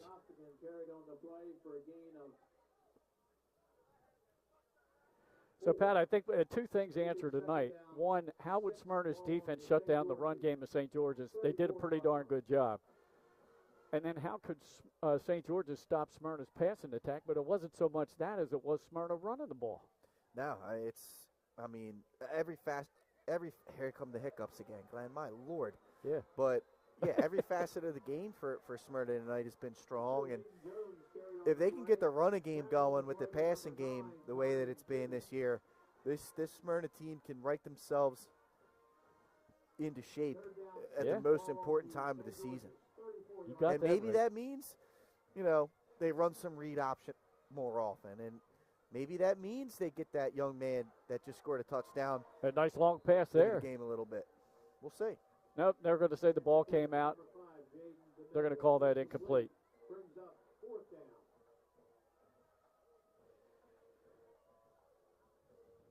Clock stop with 5:55 to go in this one. Smyrna will improve to 3-0 in district play. They'll take over first place. They have 2 district games left. They'll face Dover right back here at home next Friday, and then they'll finish the regular season in the Castle at Sussex Central. If they beat Dover next week, it won't matter what happens in the Sussex Central game. The only team that can tie them in the standings, I believe, is St. George's, and they'll have the head-on competition. That's if Sussex Central doesn't hold on tonight against Caesar Rodney. Last we heard, they were trailing by a touchdown. Throwing the near flat one-handed attempt, no good.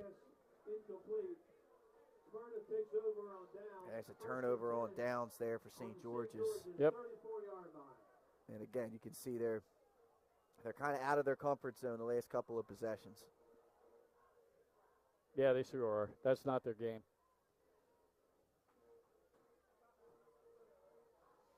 Clock stop with 5:51 on the change of possession. Smyrna making some personnel changes. Getting some different guys in the football game. Drew Marks still in under center, though. Okay.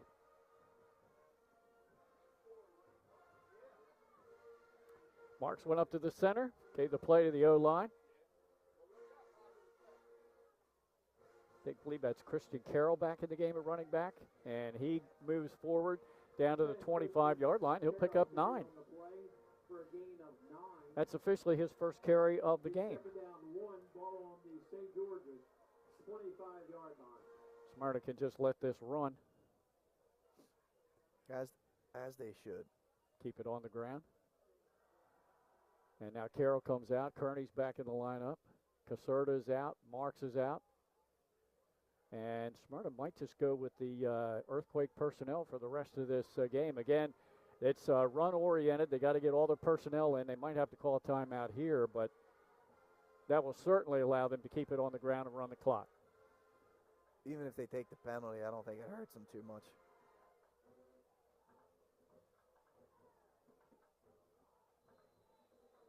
Oops, sorry. There's the delay of game. Yeah, I thought they were either going to have to call a timeout or take the penalty. They do that. There's the stoppage, unless they did get a timeout right before that. They're coming over the sideline. No, it was a penalty.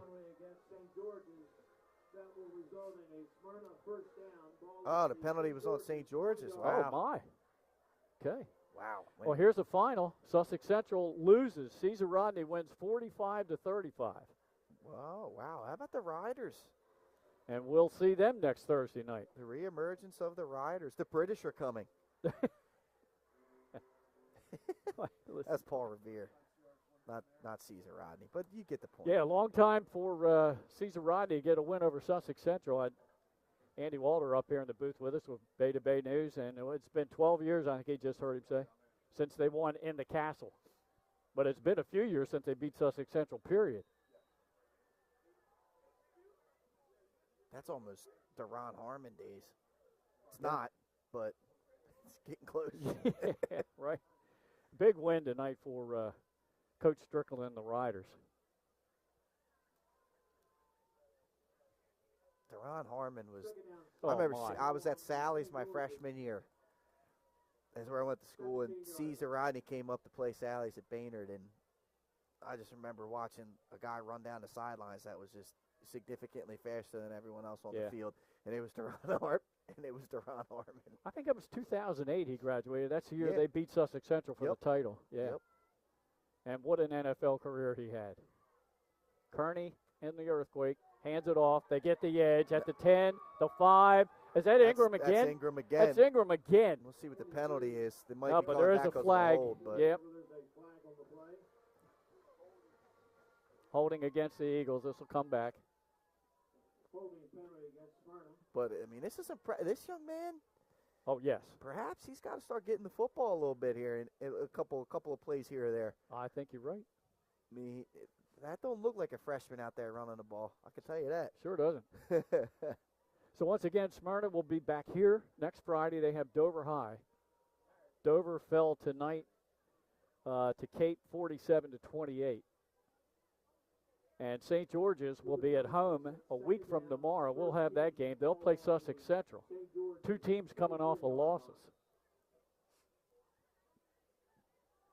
And we'll see the Riders next Thursday night from Ryder Stadium as they take on the Cape Henlopen Vikings. Cape a winner tonight. Kearney checks the sideline, see if there's any change in the play. Brings Ingram in motion. Now he's going to run it himself, and he's not going to give much. 24, Kamaj Kearney carried on the play for no gain. At this point, Smyrna's just content with letting that clock run.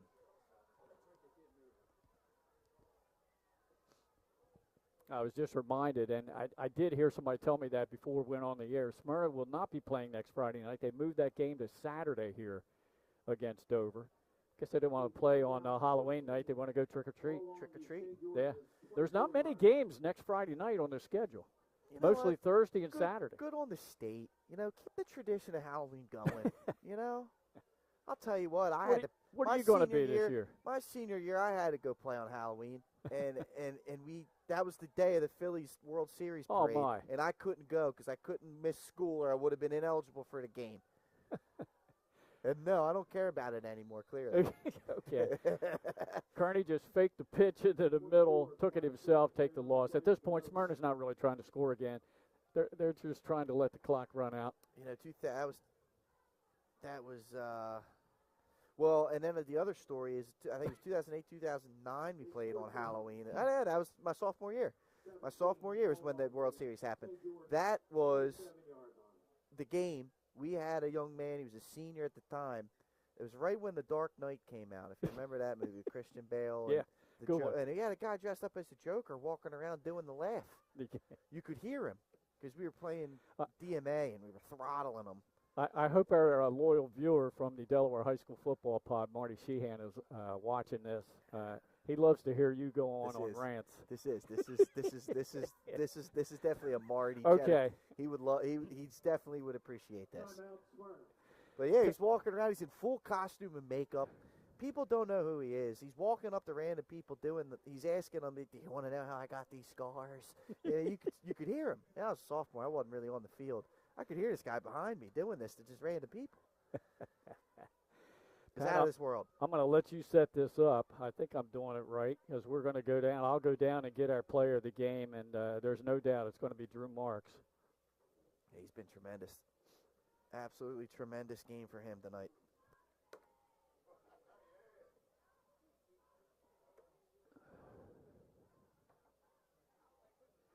Yep, over 100 yards rushing, over 200 passing.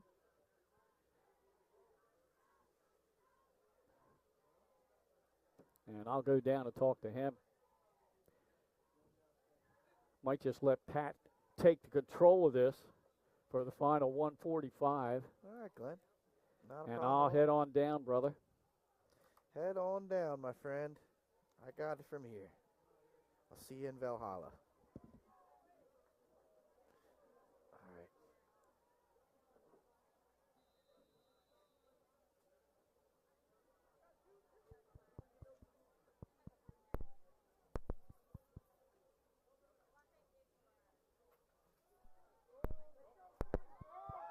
That's Henriquez on the carry. They got him back in the game, letting him get in the mix. Phoenix Henriquez carried on the play. And I think that was to secure a first down. We'll see if they did. And Glenn's going to head down. He's going to try and get with Drew Marks to close this one out. Penalty marker on the field. Let's see what this is about to hold against Smyrna. Holding penalty against Smyrna. Declined penalty. So I think it's going to be a turnover on downs. St. George's will finish the football game with possession here, and it's been an impressive performance here by Smyrna tonight. I mean, this was a real deal type performance against a team that was trying to challenge them here in the district, as me and Glenn talked about at halftime.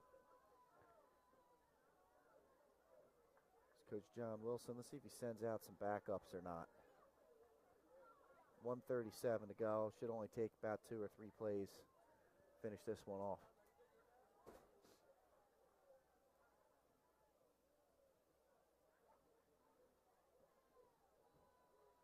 Starting offense will stay on the field.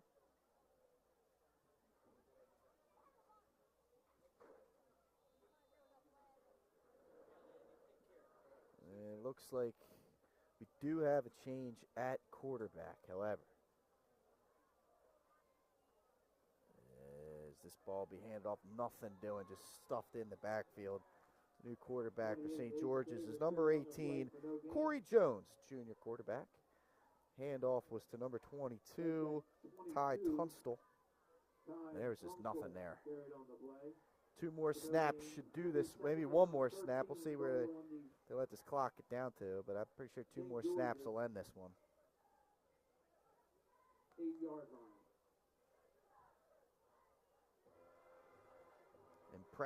Impressive victory tonight for the Smyrna Eagles, as they will move to 4-4 on the year. They snap this one off. This is a rollout. Nothing doing. Throw back. It's intercepted and taking us down to the 5-yard line. Heck of a play. Number 38, Kwame Larby-Slaw. He was in the right position at the right time. Jones tried to make something happen with his legs, throw it back across the field. That's always a challenge. And that'll do it. And 1 knee. And there they go. They're just going to run the clock. And they're going to let this one expire. So that's going to do it here for regulation. I don't think we're going to allow another snap. I mean, it's not a running clock, but from a score standpoint, You can see Smyrna's upset with it. They want to get some of these younger guys in the game, I think. Georgia's 4-yard line. He's not had. I don't know if that's Coach Judy or what. They're not happy about this. And that will do it. An impressive victory by Smyrna, 44-12.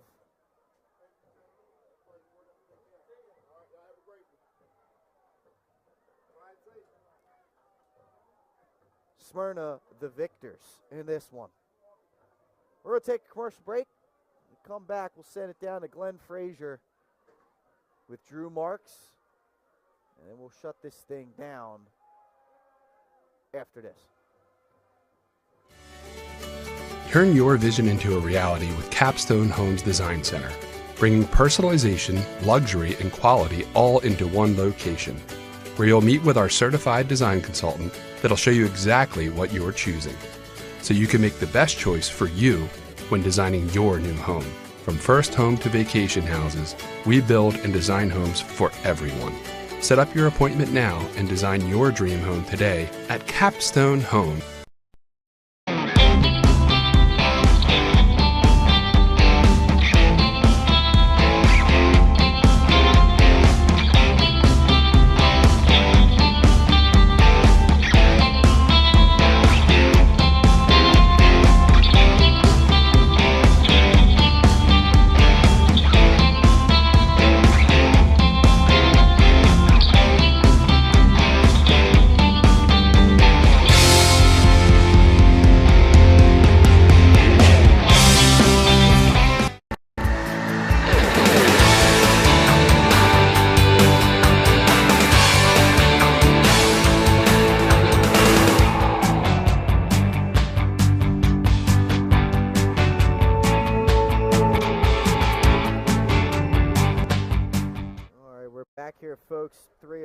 Sports. I can't. We're good. We got Glenn down. Right, there he is. Down here Glenn's with down our with Drew player Marks. of the game. Drew Marks rushed for over 100 yards, passed for over 200 yards, 300 yards of total offense. What did you guys see on film that you could pull off those read option runs? I don't think it was a film thing, honestly. That's day one stuff. I've been working on that since I was 10 years old, so I mean, all that work just kind of paid off today, and you saw it here. We've done a few Smyrna games this year. It looked like you changed up your wide receiver alignment a little bit, pulling them up closer to the line of scrimmage. Was that to help you get the edge? Yeah, a little bit. Also, we saw a lot of man on film. They decided to change that up on us. But yeah, it just allowed our guys to have more space out on the edge, so that helped a lot. Of course, you got that edge player in Phoenix Enriquez. It's nice to have him on your team, isn't it? Yeah, it's great. I love him, man. He's great. You also spread it around a lot, though, especially in the second half. You're finding Caserta. You're finding the other guys on the field as well. The O-line looked like they gave you some nice time tonight. They did. They were great today. Love those guys. They put in so much work. Yeah, I love them to death. They did a great job. With the win, your first place in the district. That means a 1 or a 2 bye if you can hold on to it. You got a couple of games left. Good luck the rest of the season. Player of the game, Drew Marks. Thank you. Appreciate it. Back up to you, Pat. Drew Marks, nice work here tonight for him. Glenn talked about it. I mean, the guy he filled up the stat sheet, beat him with his legs, beat him with his arm. Just an all-around great effort by him tonight. Impressive victory here by the Smyrna Eagles. As Glenn said, they take control of their district with this victory. Now a 2-game lead over top of St. George's at 2-1. So tremendous work by them right there. So we want to give thanks. We're about to sign off. We want to give thanks to both Coach Mike Judy and John Wilson tonight for providing us with statistics and starting lineups and just some little background information headed into this game. We want to also thank the athletic director, Bill Schultz, here at Smyrna, as well as the staff, always welcoming here to always have a nice spot set up for us here in the press box and take care of us. We do greatly appreciate that. So for everyone here, Craig Laskowski on the camera tonight. He was the one bringing you all the action. And for Patrick Ariandis, who is myself, as well as Glenn Frazier, we're going to sign off here from 302 Sports. Thanks for watching this live stream on our new website, play.302sports.com. So, folks, we will see you next Thursday for some football, and then we're going to be off for the Halloween Havoc. We're going to have some fun there, get ourselves some candy, and then the second half of our doubleheader next Saturday. Thanks again. See you next week.